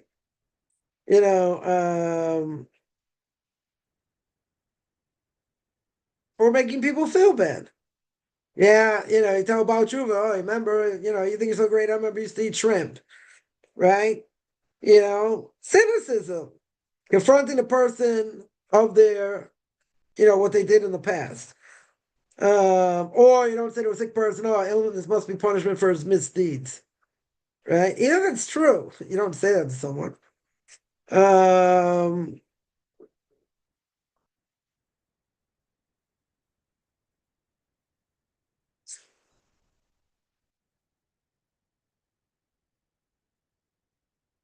you see, even we just read it actually that Rachel complains and says in Genesis chapter 30, verse 2, that Yaakov says, when Rachel says, I don't have children, give me children, he says, what am I, in place of God over here? Right? So the Medrash seems to chastise Yaakov for saying that. He says, how can you say that to a person in distress? Yeah. Seemingly, what is that? Emotional abuse. Yeah. That's what it sounds like. Right? At some level.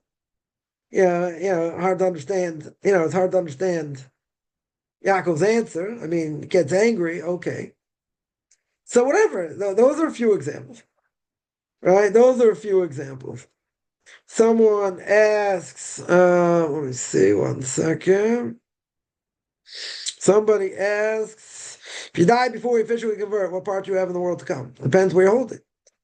Right? In other words, if Mashiach comes, you won't be able to convert because there'll be open miracles. If there are open miracles, you won't have free choice. So, a great rabbi once told me, someone involved in conversion has been accepted by a rabbinical court, they should probably be allowed to convert. Yeah, so it depends where the person's holding. Yeah, let's say they don't convert. Let's say they're not allowed to convert when Mashiach comes. Okay. So if they were keeping the Noahide laws and they told to repent for what they've done, they should have a portion of the world to come. Right? Not as a Jew per se, but they should have a portion as a non-Jew. Someone says no atonement for bullying. There's atonement for everything. Why? Why shouldn't there be atonement for bullying? Yeah, someone there says public humiliation, almost no atonement. Someone shames someone in public. Yeah. Can they ask the person for forgiveness? Yes. If they don't ask the person for forgiveness, yeah, that's a problem. They could potentially lose their portion of the world to come. Right? But if that person grants them forgiveness, they get their portion of the world to come back. Right? Right? So you tell me almost has no atonement. Right. The victim has to say that they accept their what do you call it? They accept their apology. And let's say it never comes to that. Yeah, let's say the person dies. Let's say the person who did it dies. The victim can't help him now.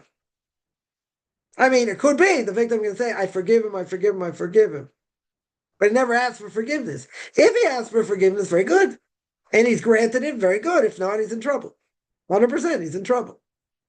Yeah. Prohibition of onus, devar, many practical examples of modern day bullying, very good. Doesn't mean you get death penalty. Yeah, it's forbidden 100%. Doesn't mean you get death penalty for it. But the point is, it has lasting repercussions. 100% has got lasting repercussions on the person. Right? It's a lot of prohibitions, 100%. So if we're a victim of bullying and we forgive the bullies, that atonement, it helps. The person should come and ask for forgiveness. If they don't ask and you forgive them, that should help. 100%, that should help. Or if we bully someone else, if a person bullied someone else, they have to ask them forgiveness like any sin. Onus devarim is a very serious thing. It's a very, very serious thing. King Solomon says people die and live by the tongue. They live and die by the tongue. The tongue can kill. Literally can kill. Anyone who's been part of any verbal abuse, they know this. They absolutely know this. Destroy someone's self-esteem, make them feel like a piece of dirt. It kills people. 100%. Are they going to be liable in the next world? They don't ask for forgiveness? Absolutely. Now, if the person wants to forgive them, find in their heart to forgive them, they can. The person won't get the same merit as if they ask for forgiveness. That's a much higher level, but a person can sure forgive them. 100% can forgive them. Yeah, no question.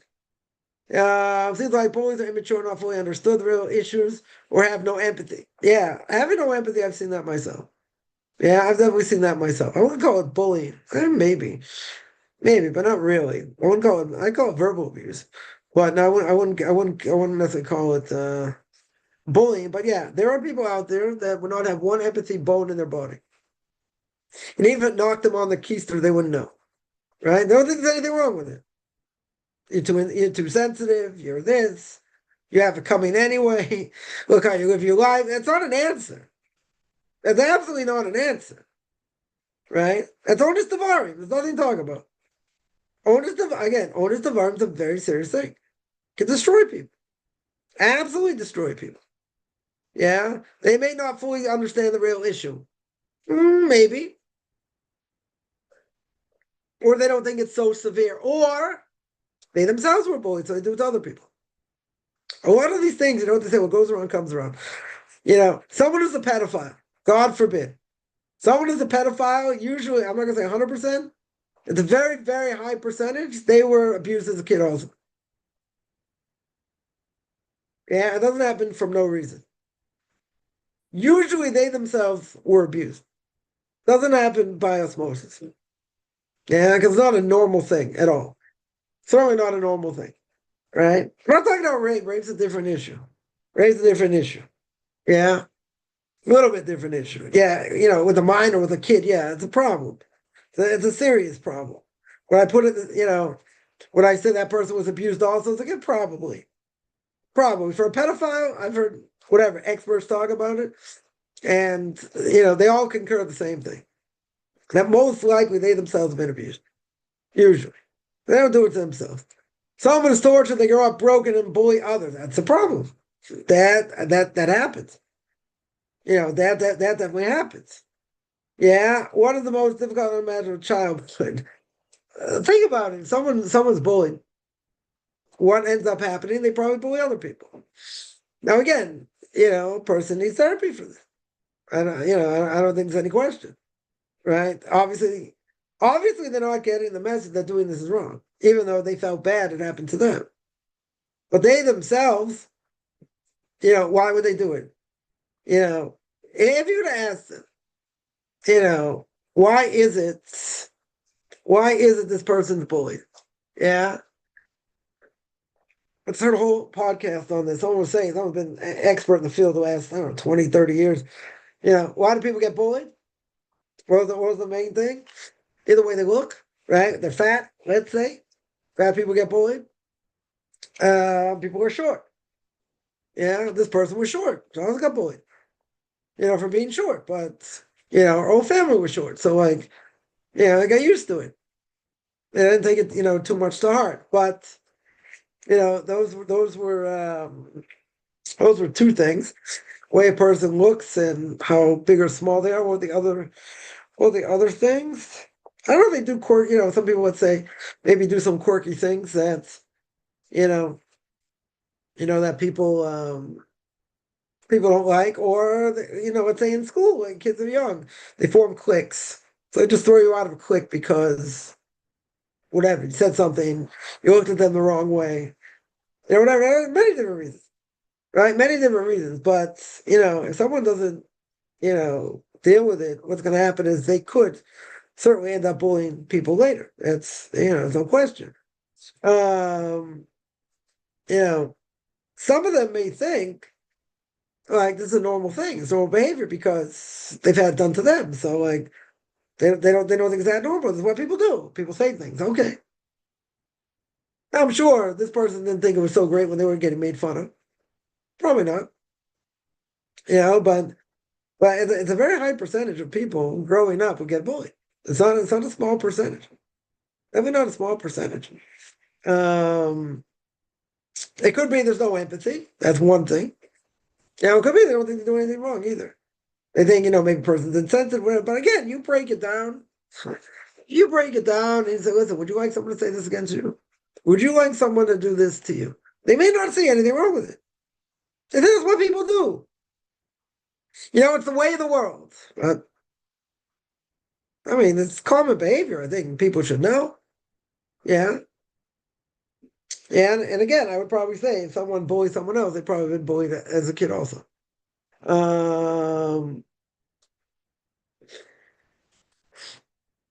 Does forgiveness by who they harmed? Again, growing up, someone grew up, horrifically. They grew up horrifically. Parents are alcoholics, they get abused. I'm not saying physically abused, let's say verbally abused. And they do certain things. Are they a product of their environment? They're a product of their environment. Now, the question is, we've dealt with this before, but the question is if they go and do things to other people because things were done to them, are they liable? They're definitely liable. They're definitely liable. Maybe God's going to take into account because of things that happened to them. Maybe they should have been able to overcome it. I don't know. However God is gonna, is gonna, look at it. But obviously, if someone commits murder or something, definitely more severe. They're certainly more liable. Yeah, I can say, but they grew up in that environment. Okay, doesn't mean you're supposed to act on, the environment you grew up in. Now it's hard to get away from that environment. I use this example a lot. I can take someone like Nissim Black. Nissim Black grew up in a crack house. Yeah, absolutely grew up in a crack house. And he was smoking weed by the time he was 12, 13. He could have been, a drug addict, a pusher, or whatever but he got out of it. He himself absolutely got out of it. He converted to Christianity, then Islam, whatever. And he came to Judaism, okay. You know. But he says on himself he shouldn't be alive today. So he was able to overcome it. Yeah, he might have hang-ups on other things. I don't know. I don't know him, but he came out of it. Are there other people that don't come out of it? Yes. Do other people get sucked into it? And that's what they do, and they don't live, and they die in their early 20s? Yes.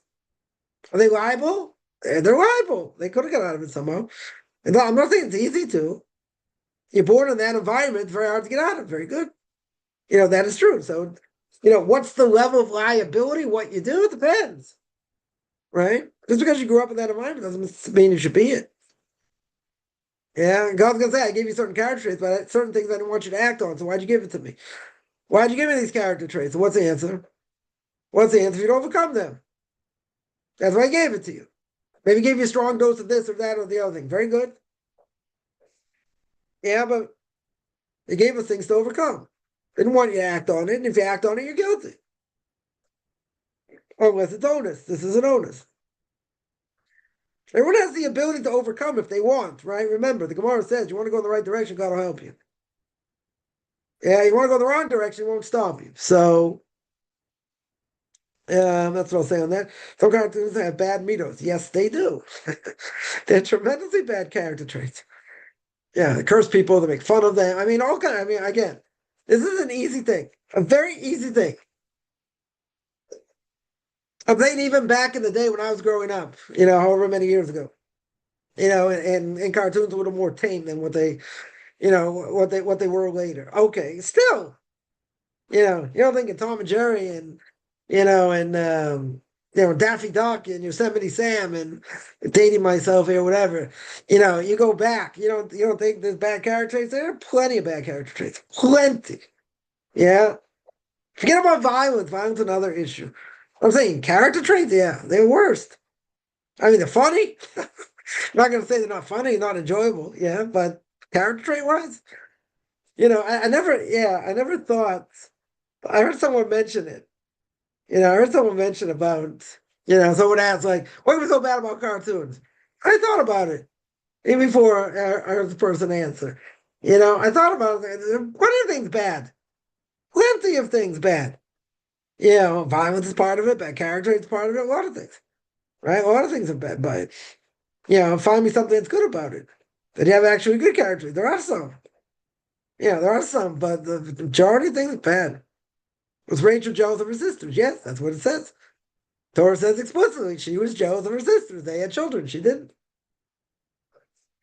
And Rashi there says on the spot, someone brings down for the measures. Gemara brings it down also, right? The four people considered dead. One of them is if you don't have children, you're considered like you're dead. She felt. She said, I feel like I'm dead.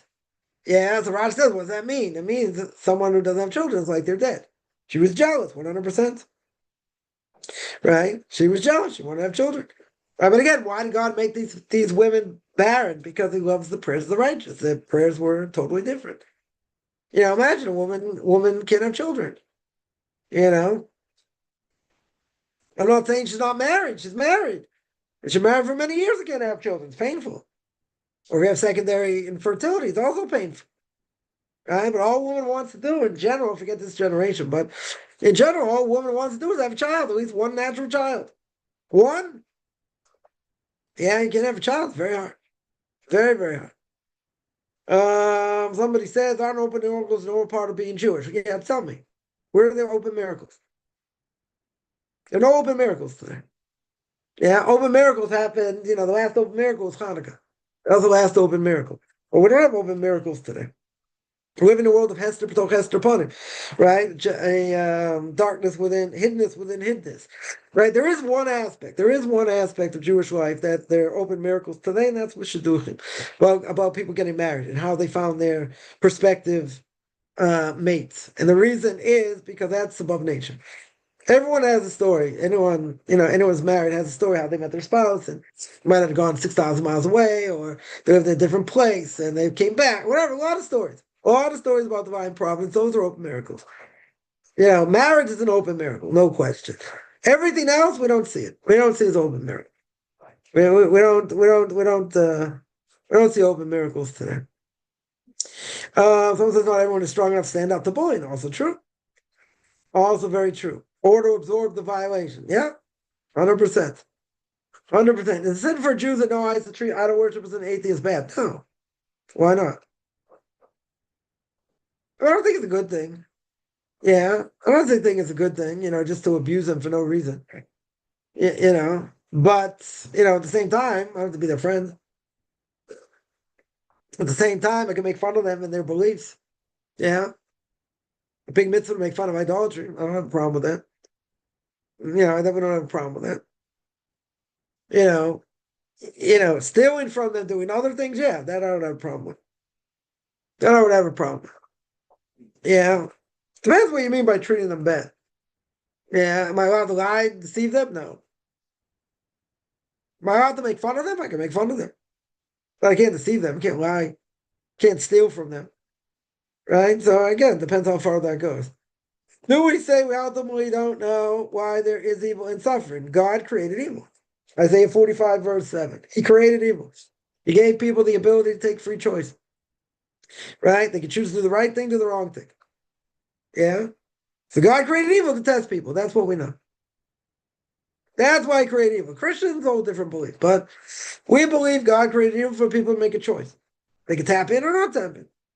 Yeah, it's free choice. So God created in order that we should have free choice. Yeah. Suffering? Suffering we don't know. Yeah, read the book Derek Hashem. Yeah, he talks about it. Right? The Ramchal talks about it. Yeah, spoken a lot about suffering. Ultimately, we don't know what the reason is. Ultimately. It is payback for sin, but a lot of times we don't understand the measure for measure. What else is beyond our intelligence? The Torah. The entire Torah is really beyond our intelligence. Yeah, creation, beyond our intelligence. Right? But a lot of things in Torah we don't understand. We have to try and understand the best of our ability. Go look at Genesis chapter 1. Unless you know Kabbalah, it's incomprehensible. Yeah, and the many mitzvahs, incomprehensible. But we have to try and understand the best of our ability. The red heifer, incomprehensible. Yeah. Shotness, wearing wool and linen, incomprehensible. In general. Why we keep kosher, also. Potential reasons given, but also. I have kosher meat and kosher cheese. I put them together over a fire. It's forbidden. All doesn't make sense. And a lot of the Torah doesn't make sense. That's trying to understand it. Right? You look at Ezekiel's vision. It's also incomprehensible. Yeah. Unless you know Kabbalah. Unless you know Kabbalah. Many things like that. Let me see other questions here.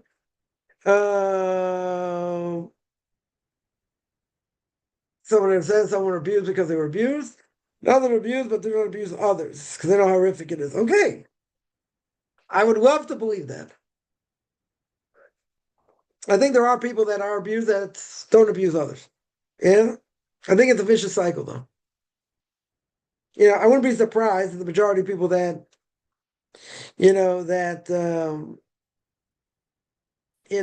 abuse over here, we're talking about, what do you call it? Verbal abuse and, and all that. So a person can come out of it. But a person was subjected to it, a lot of times they'll subject other people to it also. That doesn't have to be, but they most likely, there's a very good chance they will also.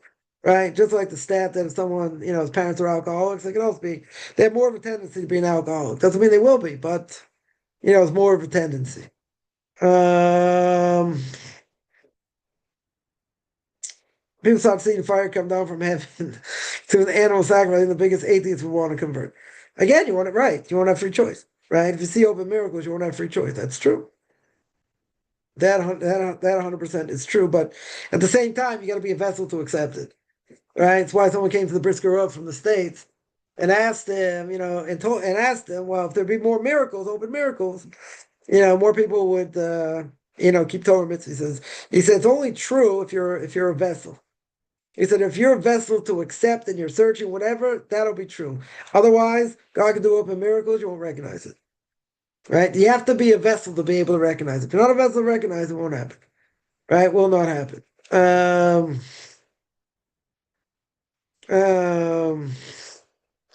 was on a few videos online, Palestinians are teaching children to kill Jews. Right. Yeah, that's what they do. It's on their books. They'll never recognize, Israel as a state and Jews as humans. Yeah. Are these children rehabilitatable? No. That's why I have to wipe them all out. Right? Exactly why, after what happened October 7th, so there was a retired general made a statement where we didn't know exactly what he was saying, but made a very potent statement and it says you have to wipe out the whole mentality of that generation. But they've indoctrinated a whole generation, right? So that he was right, but where do we get it from? From Amalek. Right? There's a command to wipe out Amalek. Everybody. Man, women, children. Oh, what do the children do? They're indoctrinated. Right? So how do you fix an indoctrinated people? You kill them. That's it. Right? Mass genocide. That's what you have to do. Because, in Gaza, why do you think no one wants to take these people? Yeah? Because they're all indoctrinated. They're all indoctrinated jihadists. That's what they are. They indoctrinated them for generations. Generations. Europe's feeling it now. Everyone else is going to feel it. That's exactly what they do. How can you fix that? Quote unquote Palestinians are being taught from a young age in Israel. Yeah, just to kill Jews and this and that. That's what they're taught. So how do you change that? You don't. There's no way to change it. Change the textbooks. Change the whole mentality. That's what you have to do. You have to change the whole thing from the beginning. But you already have generations like that. So what do you do? Nothing to do. You can't change it. There's no way to change it. Just like by Amalek, you have to wipe them all out. Same thing. And if everyone's accusing us of doing genocide, we're doing a bad job. Yeah. That's what you have to do. There's no other way. There is no other way. If you were abused, you have to forgive your abuser. No. You don't have to. If you could, it'd be great, but God's not expecting you to be an angel.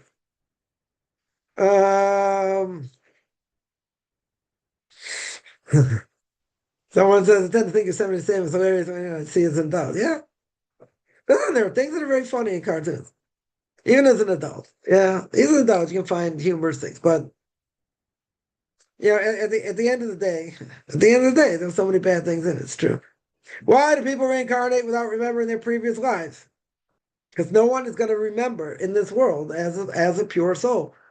They're not going to remember previous life. You're not supposed to remember it. Right? That's the whole point. You come in this world, you shouldn't remember. Why should you remember it? Right? You have to start from scratch. You have to a person's taught the entire Torah before it's in the womb, a Jew. Then he forgets it. What's the point of an angel teaching them? Because when that Jew eventually is going to learn Torah, it's not going to be so fun. It's going to be familiar. It's not going to be so far-fetched and so out there by non-Jews, when they come to it. Yeah, it's a very different thing, but it is a basic question. You got an angel teaching you, and then you come out and then you forget it all. Yeah, as they say, the angel just wasted his time. No. Yeah, right. He gave you the foundation. Now you have to go and acquire it. That's a whole different thing. Now you have to work hard to acquire it. It's not going to be given to you on a platter. The same thing by figuring out what we need to do to fix our souls in this world. We're not going to be given. We're not going to be told what it is. You got to fight for it. You got to work hard for it. Not going to be given to you on a platter, even though maybe we think it should. It's like a clean slate to try and get a pass course or a classroom of life. I give it a clean slate. I mean, again, the person has to repent for whatever they've done. Then they give it a clean slate. Then you look at the world very differently and you get judged very differently, right? It's a totally different way of looking at the world Jewish men have a kippah for each outfit. No, not usually. Not usually. I mean, out the Orthodox world, they have a black kippah like this one I'm wearing. They don't change it unless it's dirty, but they don't change it. Modern Orthodox community where they have they have a kippah that's what do you call it? A woven kippah, let's say. So people have different I don't know, different things they wear for different could be for different occasions. Ultra Orthodox boys don't have that because you only wear one type of you usually wear one type of kippah and that's it. All right, gonna finish up here. Any other questions? One killed directly, the other killed him from behind. Yeah, 100%. In other words, it's kill or be killed, right? So you're allowed. You're allowed to strike first. If you know your life's in danger, you could kill first. Why could you kill first? Because your life comes first. Right? You're allowed to protect yourself. And that's it. You can't do premeditated murder in general, but you're allowed to protect yourself. All right, I'm gonna stop here. A lot of good questions here. I'm gonna stop here. This is every Saturday, 2 o'clock Eastern Time, 9 o'clock Israel time. Anyone has any questions, find me on Facebook at Michael Kaufman, Beyond Orthodox Conversion Judaism, OrthodoxConversion.com, Beyond Orthodox Conversion Judaism on YouTube. There I got videos on Q&As, ethics about fathers, Book of Leviticus. You want to send me an email, rabbichaimkaufman@gmail.com, RBBICHAIMCOFFMAN at gmail.com, which are good beginning of the day.